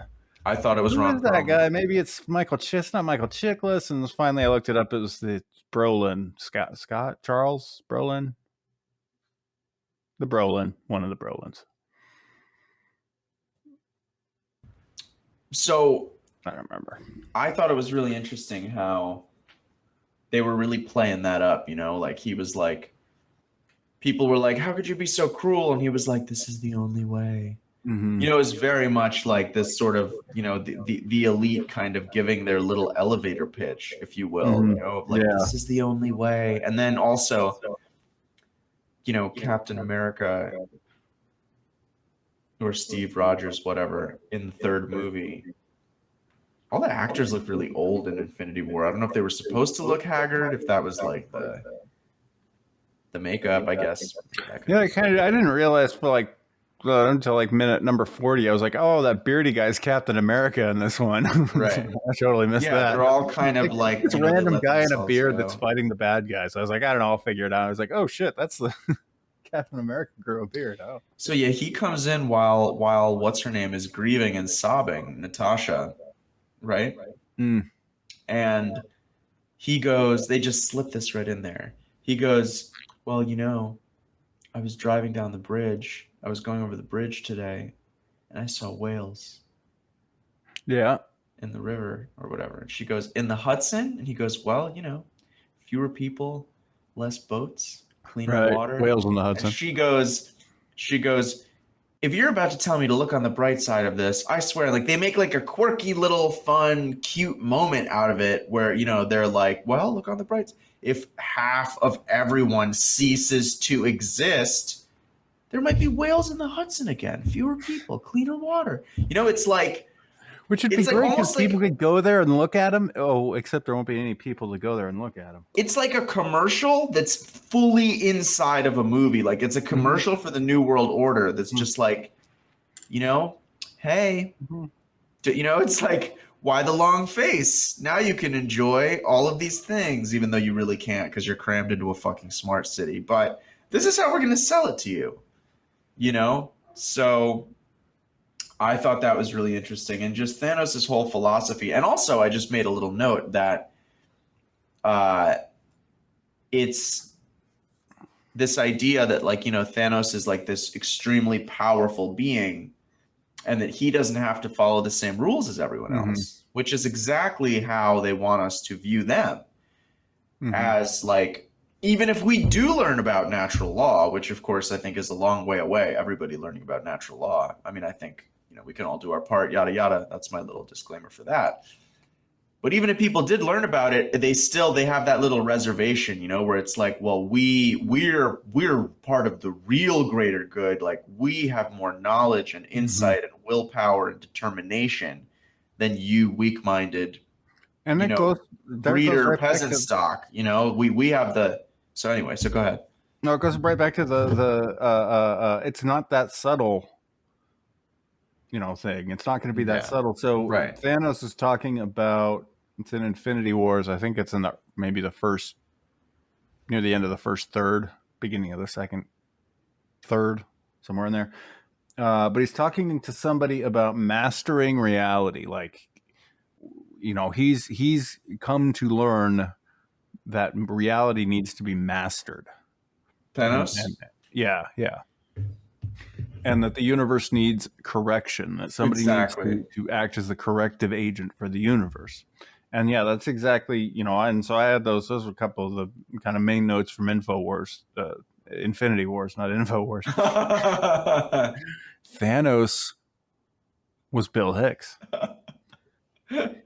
From Infinity Wars was that whole worldview of Thanos and the mastering reality. And like he's really pretty just like a hardcore psychopath in that movie. So I feel like, sorry, I have to make this crack. I feel like Thanos could be Alex Jones in 10 years if he's still alive and doing coke and drinking at the same rate, but also smoking and has to get a tracheotomy. That could be Thanos. You know what I mean? Or like if in some transhumanist future they took like George Soros's like lizard skin and Alex Jones's big bony cokehead body and just put them together. But again, like they got kind of respiratory episode. Alex Jones computer simulation voice box. Right. So it's between Alex Jones, who already almost talks like he smokes, to the computer version of that same thing, and that way they can control what he says right at the vocal cord. They can flex his vocal cords. Right. Yeah, like maybe like they did with Stephen Hawking. Who the fuck knows what Stephen Hawking was even thinking or doing in reality? That man literally never spoke. They just paraded him around in a chair. Yep. Like, I'm sorry, but that is too. That was his life. These are the days of your Hawking life. Well, what else was I? I was going to bring up something else, and now I don't remember what. So I'll jump to. Yeah. Okay, go for it. I already something. No, that was the extent of. I had jumped around and ended up. Oh yeah. Dumping my payload a little early, so to speak. No, all right. Well, this will be good because I only have a couple quick things to bring up, and I should probably wrap it up because I had a change in plans that I'm. That's all good. Instead of tomorrow, so. Oh, cool. If I keep looking at my phone to make sure that my ride's not coming.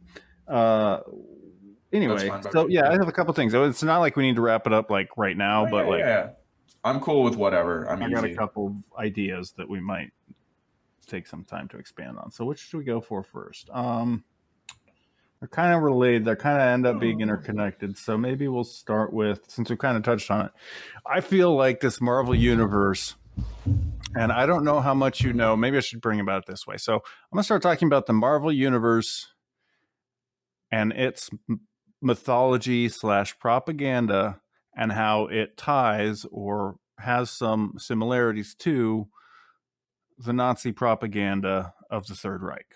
And I have a case for this. I'm fully on board. I have a case for this. All right. So first of all, in the whole Marvel universe, now, I watched a couple videos trying to give me, somebody basically, these geeks, nerds, comic book guys, which are awesome people. I don't say any of those terms disparagingly. As a former theater nerd myself, I'm all for band geeks. I love them. The choir kids, they're all cool with them all. But these are the types of folks that put together these YouTube videos that are like, here's 5-7 minute videos explaining to you the entire history from pre-ancient times to modern times of the Marvel universe. And so they've done a lot of this legwork and simplified it. So I watched a couple of those.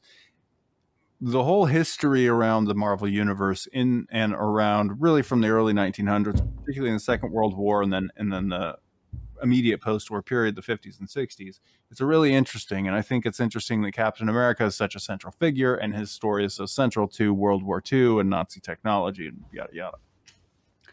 So what we see is there were many scientists or Nazi folks who were involved with the Hydra group working in Nazi Germany. And I don't have any specific examples of those folks in front of me because I didn't write them down. But that then were made good or whatever, rehabilitated or whatever, and then Project Paperclipped exactly into the U.S. And essentially what it was is they went from working for Hydra to working for S.H.I.E.L.D.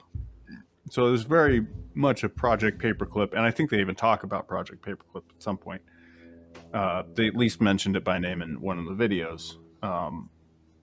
So all of this is interesting to me because it gives that level of all right, I'm a 18-year-old. I've never heard of Project Paperclip. I know very little about the ins and outs of World War II, except, Nazis bad. Everybody that spoke English good, and Japan was bad too, so we had to, nuke them. And concentration camps. And that's pretty much you're 18 years old. Beyond that, maybe you said, oh, there was that Valkyrie thing where they tried to kill Hitler.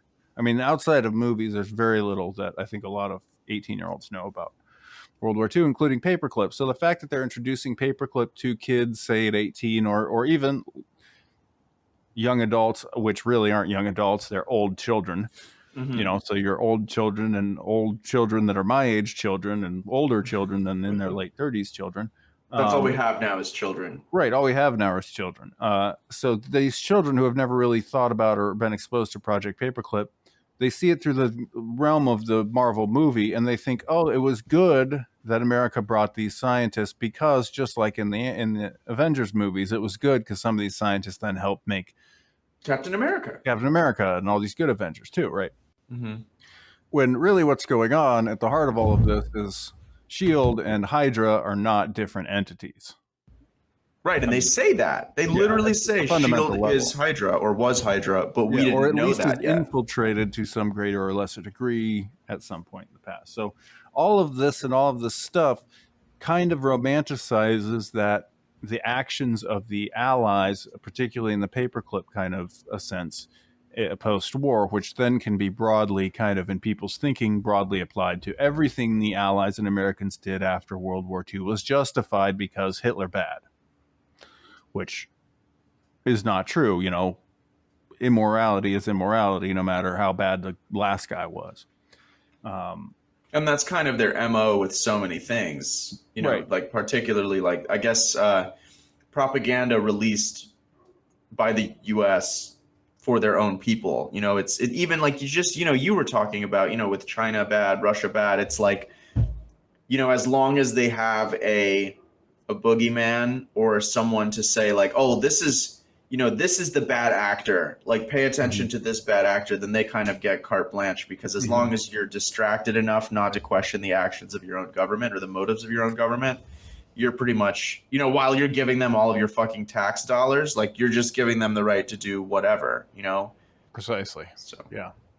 So So that's, just kind of that whitewashing, which we talked about a little. That's maybe part 3 with the revisionist kind of history. And I think there was a couple of things like that, that Captain America saving the old Jewish guy in the park was an example of just kind of many more little kind of not so subtle nods like that. But that's one aspect of this Marvel being the Nazi propaganda of our time. And so here's the other part. Now let's take a look at the actual Nazi propaganda. Now, I don't know if you've read or how very many people have read The Morning of the Magicians by Pauls and Bergier, which I don't know where my copy is right off. But Louis Pauls and Jacques Bergier in the maybe early 60s wrote this book called The Morning of the Magicians, in which they talked about different tracks and threads in kind of occultism and conspiriata, particularly focusing for a big chunk of the book, a large section of the book, on Nazi occult ideology of the Reich, of the Third Reich. And they talk a lot about some of the different tracks and books and things that, and then movies, and kind of the underlying mythology of what this Aryan pride, Norse ideology, Norse identity looked like in actual working function. How did it function? Because contrary to what some people might think, I don't know, maybe not, but some people might think that they just kind of embraced the Norse mythology straight up with no revisions. Like it was just embracing the Norse mythology as, it was understood, and their pantheon was this Norse ideology, which isn't entirely true. They had a much different, or a slightly different take on the pantheon, and a lot of it came through kind of reinterpretation, which I think from a maybe artistic standpoint, the reinterpretation of that mythology is kind of shown in Ring and the Ring opera, and some of the other works of Wagner, the Wagnerian canon, which then went on to influence the Frill and the Thule and some of these societies that then came to shape the Nazi party. That all to say, a lot of this Norse Thor Valkyrie image was used there as well. And I'm not saying that the way that the imagery is being used and the stories, who Loki was now, who Thor is in this mythological narrative world of Marvel versus the mythological narrative world of the Third Reich, were the exact same one-to-one. What I'm saying is the use of that Norse mythology, and particularly then tying it back to how integrating this and like the early Nazis, and it's like, okay, cool, these ex-Nazis, they're friends now, and don't worry about Hydra and S.H.I.E.L.D. becoming more and more intermingled. Don't worry about all that. And don't worry about the German idea. Don't think about what they were doing and what they were talking about. But I think a lot of this grand personal narrative, this triumph of this outside force, of these Avengers, this outside force of the brown shirts and the National Socialist Party, and this is the Avengers are these people, are the Nazis. And you don't have to worry, because there's going to be this class of people that are rising up who might look like everyday people if you met them in the street, who are actually going to protect all of us on this place. So it's this kind of globalized greater Deutschland thing. And I think between all of the inclusion in the mythology and the narrative around World War II, and the similarity between not the actual myths themselves, yes, you have similarities in the use of Norse mythology as kind of the predominant mythology. The whole purpose for telling these master hero stories, these huge epic hero stories, and you saw a lot of this kind of thinking in the worldview of the Thule Nazi narrative.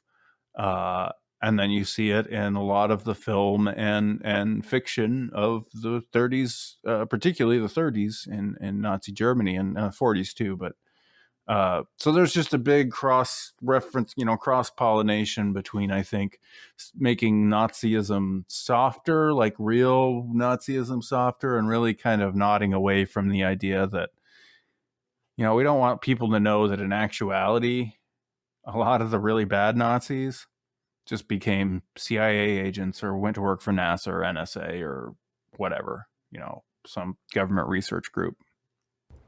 Well, I think that's just a theme in general in movies that touch any part of like something that may be conspiracy adjacent, where, like, I think that's one of the biggest purposes of these movies, is it just sort of like gives it this playful character, where it's like, and I mean, I think it's twofold. I think one of them is if you ever bring up the legitimate truth of the, in this case, the phenomenon of the infiltration of the United States through letter agencies by these, other elements, people can just blow you off and be like, what, like in the movies, you know what I mean? And it's like creating this dichotomous thing of where, there's fiction and fantasy and there's reality, and like the two never mix, obviously, anyone knows that.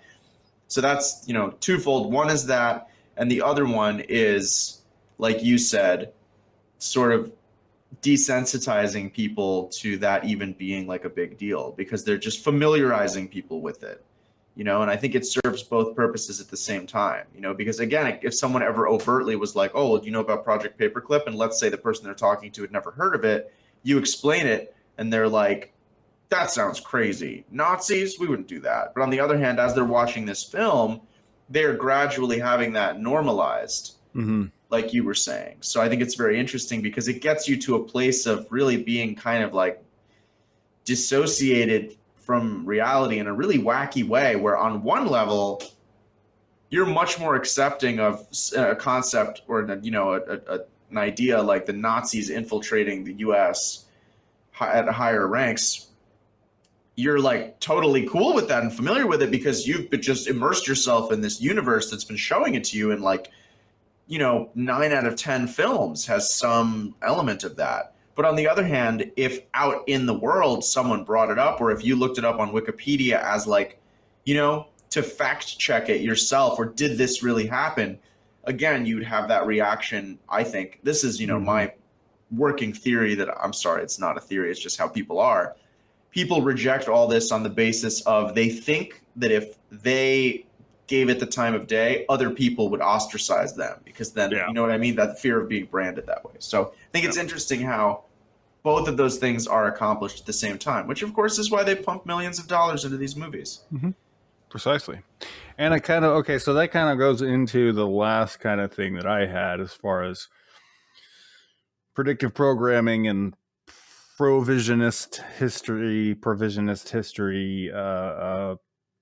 potential, because I think there's a lot of those, like, should maybe preface it by saying this. I think there's a lot of things in movies like this that are like, I'm not saying that it's going to be the next big power play is going to be aliens or interdimensional beings or a big climate catastrophe or another pandemic or something. But when you put movies out where you have interdimensional beings coming down and, some hero agency that's controlled by S.H.I.E.L.D., which I think is part of the government or purports to be, let's leave that option on the table by putting out movies like this. Let's keep people kind of scared about it just in case we ever need to go down that path. And so, it's one of those things where it's like, do I think they will ever shut down the internet? They really don't want to shut down the internet. But is the card on the table? Yeah. It's not the card that, that might be the very last card they want to play, or one of the last cards they want to play, but is it on the table? Yeah, it is. I feel like they're going to do it, but on their terms and in a very controlled, like, compartmentalized kind of a way. They've been working on the grid for a long time to try to get that. I should say mass entire all at once, as opposed to localized. I think they want us to be scared that they're going to do it all at once, but I've become convinced that won't. Like you said, that would hurt them so much, because But if they You're were super unplugging desperate, the matrix that allows you to control everything. Which if they were super I mean, desperate, they might. I don't think they would, but they might. okay, They so- might. so- They might. I don't know. I think. yes. So leave that aside. So let's say fake alien to make it hopefully less. The fake alien thing is something that I think like has always been planted. Every couple of years, there's another series of movies, or So I think that kind of ties leaks into from Israeli military. right. Yes. Oh my gosh, that was so funny. Heavy air quotes. And so I think there's a lot of things within this movie that are kind of like, well, let's just talk about interdimensional beings and aliens and this and that, just to keep it relevant, just to keep those cards on the table, just to keep that predictive programming pump primed. Right. I had to say slowly.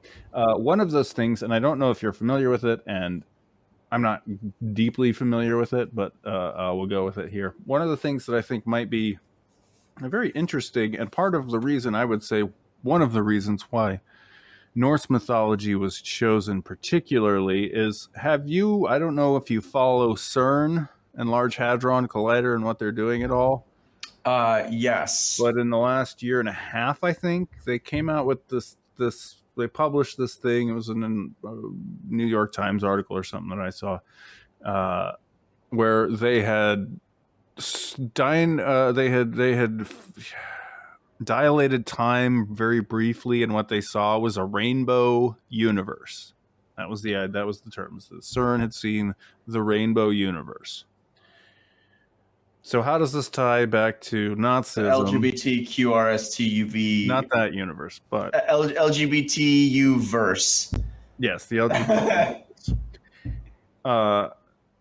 So that ties back to Nazism and Norse mythology, because in the Nazi cosmology, the primary Nazi cosmology was the fire and ice cosmology, where the only things that existed, the only two forces at work, were fire and ice, right? Okay. Fire melting ice, turning into steam, which, could overcome the fire, or water could overcome the fire, but fire could turn the water into steam, and so it's this whole thing. But essentially, what the crux of one of the kind of the world model that a lot of the higher ranking Thule members shared, and again, this back to Powell's and Bergier from the Morning of the Magicians, was that we lived, and a lot of people would think about, like, they thought we lived on the inside of the world, the Right. inside of the globe, which isn't exactly true.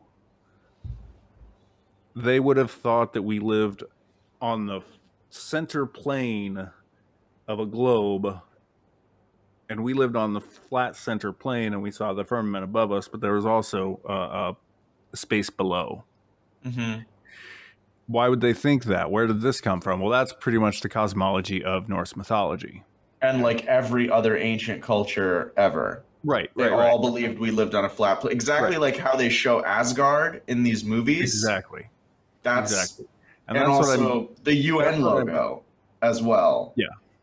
And that's what I'm getting to with this, because they had this conception. Now, there's a lot of talk, I think particularly in Infinity Wars, about the different, it was in Infinity Wars, I'm pretty sure, where they talked a little bit about the Loki backstory and Thor backstory, and I'm sure there's more of it in the Thor movies and stuff, but, there's this whole Asgard, there's this whole world, right? And there's the lower realms, and then there's the middle realms, and I should look it up so I have reference in front of me, but there's these different realms, and so there are the higher realms, more heavenly realms, the kind of more normal realms, and then like the lower realms where people get banished to and stuff. Mm-hmm. Well, in Norse mythology, what is the fast track way for souls that have been banished to the lower realms, like Niflheim and Morachheim, whatever those lower realms are? Niflheim is the only one I ever remember. They can return back up to the regular world, right? Or even up to Valhalla and the higher realms. And there's one way to do it, and that has to be somebody in the middle realm opens a particular portal to the lower realm that allows them to ascend, not just be cast down. And that particular portal is called, in Norse mythology, the rainbow bridge. Bifrost. The Bifrost, exactly. So the idea is CERN actually trying to use this Hadron Collider technology to open the Bifrost, to open some portal to Niflheim and return the fallen angels, the Nephilim, which live in the Norse mythology in Niflheim. Weird. Trying to restore them into control on the Earth by opening this rainbow universe bridge to the rainbow universe to Niflheim to bring these entities back. So that's a whole kind of weird rainbow bridge conspiracy. Dude, the whole podcast could have been about that. What the fuck? You're bringing that in at the end. That's my favorite thing by far that we brought up. Well, that's kind of that was my main thing, is that like this is all about, you know, the interaction of the spirit world and them telling us what, you know, and so so that goes back to the whole reason I brought it up in the predictive programming was, if that is what CERN is trying to do, or if that is something that's on the table as far as options for a next problem reaction solution, which probably ultimately is what these movies are about, let's make sure that we have some sort of seed planted. And this whole Rainbow Bridge, CERN, Rainbow Bridge, Bifrost, Avengers thing kind of puts a context, a socio-cultural context for something like this in people's minds. So there's so much of that. Just to jump in, like the whole quantum and like different dimensions and like that shit with CERN and all the people that kind of like live and operate and work in that whole world of like, you know, I would say the high priests and priestesses of scientism or science or whatever, or it gets really occult really quickly. Like the guy, you know, Oppenheimer, when he saw the first bomb, he's quoted as saying, "I'm become death, destroyer of worlds," which is something Shiva said in the Bhagavad Gita. And then there's a statue of Shiva at CERN, like, or Kali or whatever, and it's just like with the skulls, blood, and the saber, and it's very like world-ending energy. You know, the Aztecs believe that we're in the fifth world, which is the final world, and like shit's about to get fucking crazy. I think we all can feel that shit's about to get crazy. I can feel it. But and I just think it's interesting. You know, they have like that cube altar. Do you know about this? In the meditation room at CERN. And then this, I don't know if you've seen the CERN opera. They have their own opera. Yes, I have. I'm not recalling it to mind, but I know I've seen it. It's, I mean, based on this conversation, it's exactly what you would expect it to be. So the point that I'm getting to is this weird occult streak, or like, for example, the creator of D-Wave, I believe. Yeah. What was his name? Don't remember. I want to say Gordon Ramsay. This is like some Geordie something or other. He was saying that creating that basically quantum computing, creating this like super intelligent quantum computer is like building an altar to an alien god. Those were his exact words. So it's like, once you get into that stuff, it's like, why are they using that language? You know, and why are they so into these symbols and these? Yeah. Anyway, it's just something to think about. But yeah, I fully. Oh, and so. David Deutsch. No, I think it's like Geordie something or other. I don't know. Whatever. But what I was going to say is, it seems like. And then even in the movie, like they say that to make the Bifrost work, they have to like use the dark magic. Like that was in order to do that. Yeah. Geordie Rose. Yeah, Geordie Rose. There you go. Sorry. Yes, so, the dark magic, yes. Yeah, and he was like, "Let the dark magic flow through me one last time." And it's just like, yeah, there's a lot of like how like the quantum and the stuff with like CERN, and it's interesting because I feel like the Bible really does say like, don't fuck with this shit. You know what I mean? It's like, this is not for you. Like, you don't know what you're messing with. And people just keep messing with it, and these fallen angels seem to be guide. Yeah, it's all coming together, you know. And something about why they're so fixated on Antarctica. Mm-hmm. Have you heard of this? Like, it's like the Gate of Souls, or like there's just crazy shit under the ice, and like actually they want to melt the ice because that's like another way of, I don't know, something about where the fallen angels are trapped, because there's like that mountain range in Antarctica with these huge like pyramidal mountains, and you know, they're just like, don't look here. It's like, why do they keep sending all these really important fucking people in Antarctica? I would love to have that question. Why was John Kerry there like multiple times? Like, I'll tell you right the fuck now, it had nothing to do with the environment. Not in the way that most people would think, for sure. Well, yeah, like they just want to research like the climate. It's like, come on, man. Come on, man. Maybe about controlling the environment. Right, exactly. But yeah. Yeah. Well, yeah, and that gets into a whole geography, topography thing, which I'll probably leave to for another time, because I think I have something that might be a very compelling thing to think about along those lines. Anyway, point being that, to draw back to what we were talking about, guess who also was very enamored of the Antarctic in their mythos and cosmology was the Nazis. And the Nazis. They were the first ones to establish a base in Antarctica, supposedly. And yeah, and they Hitler was supposedly found looking all this. over through the whole war, was looking for shit down there.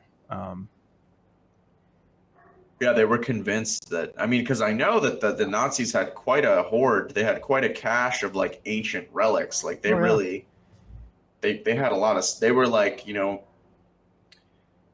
feel like they rivaled the Vatican at one point. They were like hot shit with that stuff, which is a big deal. Hitler sent his very number one commando to, in like the middle of all shit going wrong in the 1944, early 45, to a castle in the Pyrenees on the Spanish-French border, because they thought they found the Holy Grail. So he sent like a strike team, like a fucking surgical strike team, to this castle to go try and liberate the Holy Grail. Holy Grail. Wow. What was his name? He's a fascinating character. He was like Hitler's personal like fucking hitman. He's the one that saved Mussolini. Otto Skorzeny. He's an interesting one. Otto Skorzeny. Was he Italian? I think he was Austrian. Oh, okay, right. Wow. But yeah, he was like Hitler's personal Zero Dark 30. Anything that like really crazy like commando shit, and send him in. But yeah, one of them was this, and it wasn't, nobody was guarding the place, and they still sent in full blown like hit squad to try and find them. That's wild. Grail. Well, yeah, I don't know that I have anything else. I was really disappointed in these movies. Like, it's hard for me to, I don't know, just from a standpoint, I feel like I just can't enjoy any of the movies made by Hollywood anymore. Especially lately. I just was like, wow, you guys, I was like, people get paid to create this? It just really blew me away. It just seemed so like, I could just see myself in the room with like these writers or the people like producing the film. I just feel like there was a lot of money and not a lot of fucks, like they're just like, right, I don't know, drinking Smirnoff Ices, and it's like, well, I think this joke would be funny, like, I don't know, whatever, I guess we could kill them off, like, I don't know, it doesn't really matter. That's the vibe I got. See, and I feel like with a lot of these movies, and I might be just looking too deep into it, I know that's entirely possible, but like there's a handful of people, and you guys should go down the list, because it's funny how all of these different Avengers movies, not just the Avengers movies, but all the other ones in the franchise, the Spider-Man movies, Guardians of the Galaxy movies, Thor, etc., no matter who they're directed by, their producers are all the same, and they're all the people that make the other movies. So, for example, the directors of the Avengers series is Joe and Anthony Russo, excuse me. Huh. And the producers are Kevin Feige, Louis D'Esposito, James Gunn, Jon Favreau, Victoria Alonso, Lachman Trentan, and Stan Lee, of course. Well, Kevin Feige directed, I think, the Thor movies. James Gunn directed the Guardian of the Galaxy movies. Jon Favreau directed the Iron Man movies. So they're all producing there's a handful of people that are really at the core of making all these movies. Right. And, each one gets a franchise, but then they're all producers of the whole. Each one gets a corner of the store, but they're all producers on the franchise. So I have a feeling like there's these handful of people, however many it is, 10, 12, whatever, that are really kind of like molding this whole story and where it's going, and like the tones and themes and points of emphasis for the sustainable development goals for the year, and making sure that those things get into the movie and kind of have some kind of like oversight to make sure the New World Order agenda points are hit. And then they turn the subsequent rest of the project, making sure these couple things happen, over to their buddies who don't know any better, who are, just trying to make a funny dick joke. I couldn't agree more. Exactly. And so I think that way they make sure that some of the things get in that need to get in. But yes, some of the more human, that's just a coincident elements are in there too, so it's harder to parse. I feel like if the first people you're talking about, if they made the movie, then the roles would be reversed. The good guys would be the bad guys, and the bad guys would be the good guys. Like the only reason that there are good guys and that they are painted in a relatable light is because of what you're saying, because the people that make the movies are like, they're like, well, for some reason they want me to make a crack about whales in the Hudson, but other than that, it's going to be this beautiful story, Right, exactly. So that goes even to maybe, I think, the greater point that I would make about these movies. And, part of the reason why and we felt this way, we didn't actually talk about it in podcast form, but we watched Utopia I probably tell people, we attempted to watch Utopia as our first, the American version with John Cusack as our first attempt at a review. And it was so bad that we scuttled it for the slightly better, but still not very good Avengers. Series that we've been doing here. But the major point that I wanted to make about the Avengers series and what my takeaway is, kind of the angel view, my highest level view right now is, I think at the end of the day, the main thing that these movies are trying to instill is, and we've talked about the first one a little bit, which is that victim complex, savior complex. You need to have an external savior.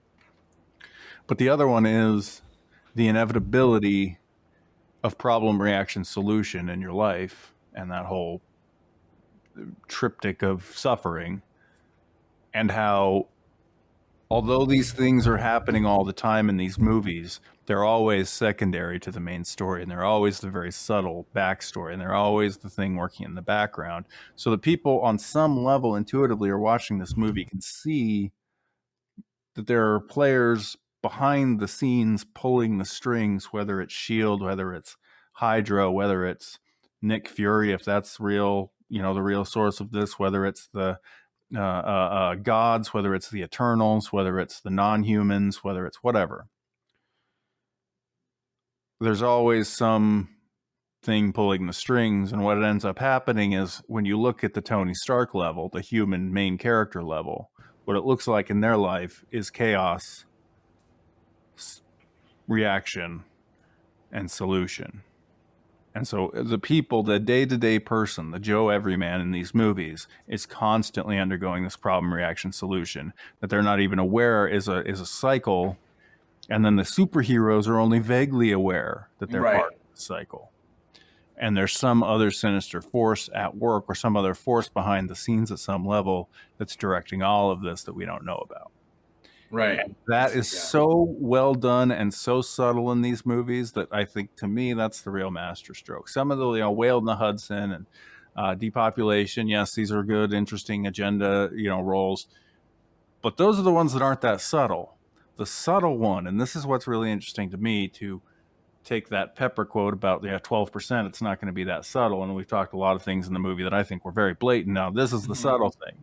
The subtle thing is they're engineering these little problem reaction solutions, or maybe this whole big thing is some problem reaction solution. But the real subtle thing, the real thing that they want you to know that they're doing without telling you, without really just barely showing you, not telling you about, not putting in your face, but just giving you little glimpses of. So that, yeah, we showed you. Look, I showed you. You see that? I showed you. Exactly. That's the real, that triptych of suffering: problem, reaction, solution, impose, control. And that coupled with the savior victim mentality, you got people kind of right where you want them in terms of social control and engineering. So that was my kind of wrap up takeaway from the whole endeavor. And that's why I'm interested to pursue more of these other movies, and I probably will with no great rush. But just to see if I can start to tie any threads of, all right, was there some character that wasn't necessarily in the forefront that was in one of these movies or more of these movies, in this movie or that movie in particular, that was kind of manipulating things or could have unanswered questions about their motivations? So that's kind of where I am at with these movies, and I'm glad that I watched them, even though they weren't that good. Yeah. Hey, no, I mean, yeah, I mean, yeah, I think that's a good wrap up. Yeah, I just wanted to say it's really no different than, I feel like I keep saying this, but it's really no different than, the old version of this programming, the old version of this mythology, which is exactly the same thing. External savior, crazy upheavals and shit going on, kingdom of heaven decreeing various things and leveling cities, and it's like the same thing, and then the people just get caught in it. In fact, this new mythology gives even less of a reason, at least in the biblical mythology. It's like, oh, well, they were wicked. They were unrighteous. Right. So that's why they were smitten. Whereas here it's like, she was getting a cappuccino and picking up her son from work, and the fucking city block just blew up because... Or, Thanos snaps his fingers and just... Yeah. Half. Like, by what logic? Well, just half.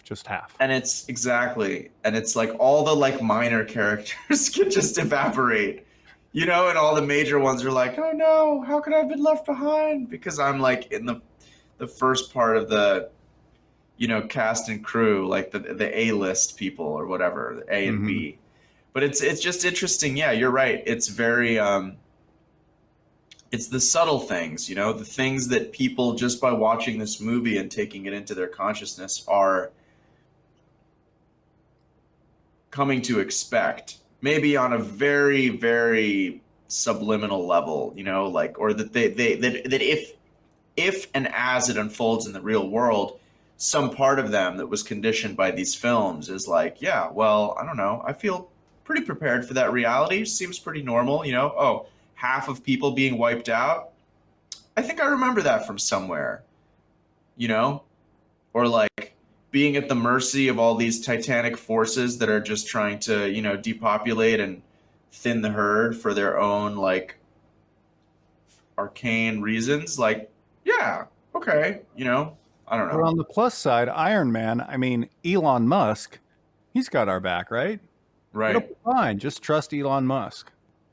Exactly. Captain America just merge with the nano. That's the merge answer. With the nano, merge with the patriotic fervor, merge with the, pseudo-spiritual, be a pseudo-spiritual neo-pagan Wiccan, Norse Wiccan, or fine. Right. So that's fine. Go be one of those crazy things that is probably not going to get you that close to truth. Go play the Avengers massive multi-online role-playing game. Go do anything. Go find anything except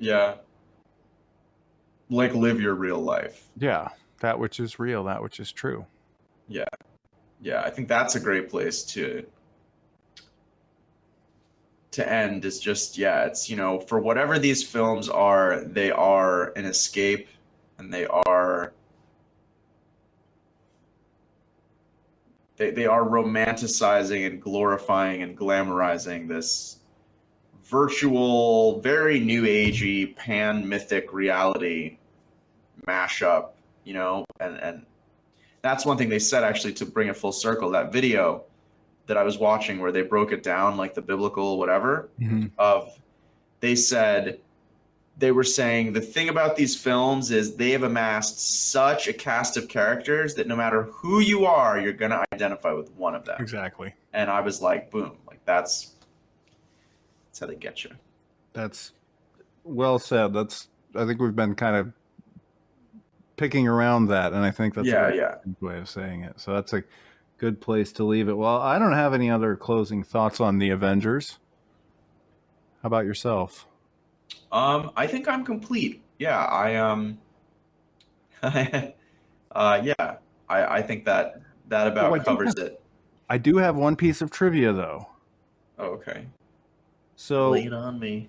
Well, maybe it's a little setup here. So, I don't know if you're aware of this, if you came across this, but there are these phases, these different phases of the story: phase 1, phase 2, phase 3, phase 4. Phase 1 has the first. I remember them saying phase 2 is Ultron. Phase 3 is Infinity Wars and Endgame, and phase 4 is going to be the Eternals. And then there's other. So I was trying to figure out, like, if I wanted to get the story in its, what are how do the movies work? So I came across this list. Anyway, the point of all of that is to say there have been a lot of these movies, and they're kind of in phase 4 with lots of the future films that are announced that are upcoming that aren't in production, or they're in production but aren't going to be released till next year. I think Eternals is like about to come out. Eternals is about to come out. There's a new Spider-Man, a new Doctor Strange, a new Thor, a new Black Panther, the Marvels, a new Ant-Man, Guardians of the Galaxy, Blade, and a Fantastic Four movie or movies. Anyway, point being, so there's been a lot of these movies. The couple of movies that are coming out, so Doctor Strange movie is called Doctor Strange in the Multiverse of Madness. The Ant-Man movie is called Ant-Man and the Wasp: Quantumania. Oh my gosh, kill me now. Right, so they're all about this madness theme, right? So what is Guardians of the Galaxy Volume 3? GG3, right? Guardians Galaxy 3. Guess what movie that is going to be in terms of the number of movies? What, in the order of all, the first movie was Iron Man. The most recent movie, or the most, is either the Black Widow or the Eternals. Which movie will Guardians of the Galaxy 3 be? Guardians of the Galaxy, yeah. It's movie number... Is it 66? 33. 33. That was my first guess. I should have gotten my first guess. Damn it. Close enough. Damn it. It's basically the same thing. I just don't question your intuition. That's the lesson that I'm being taught. Because I was like 33. Yeah. I didn't think there was 66 of them. That's really interesting. Yeah. So that'll be number 33, and that's, EFG 773. Yeah. So that'll be Guardians of the Galaxy Volume 3. Will be the 33rd movie in the franchise. That's wild. Yeah, I'm really interested to see this Eternals. That's honestly Eternals is kind of like that's what I'm waiting for, because that's like, I feel like that's when they start really, that's like I would review that on this podcast, because I feel like that's just going to be really. We'll have to. Right. That's a good idea, because it's coming out soon, and it's probably already on the Pirate Bay. Right, exactly. We could be so relevant. Yeah, it would be super relevant. Actually, I wonder if... Well, all right. So thanks, everyone, for joining us. This has been a way too long breakdown into Marvel and the Avengers movies, and we'll do more of these kinds of things in the future. But for now, thanks for joining us. Yeah, thank you, and good night. And I can't believe we gave them this much airtime. So that's it, though. That's the end.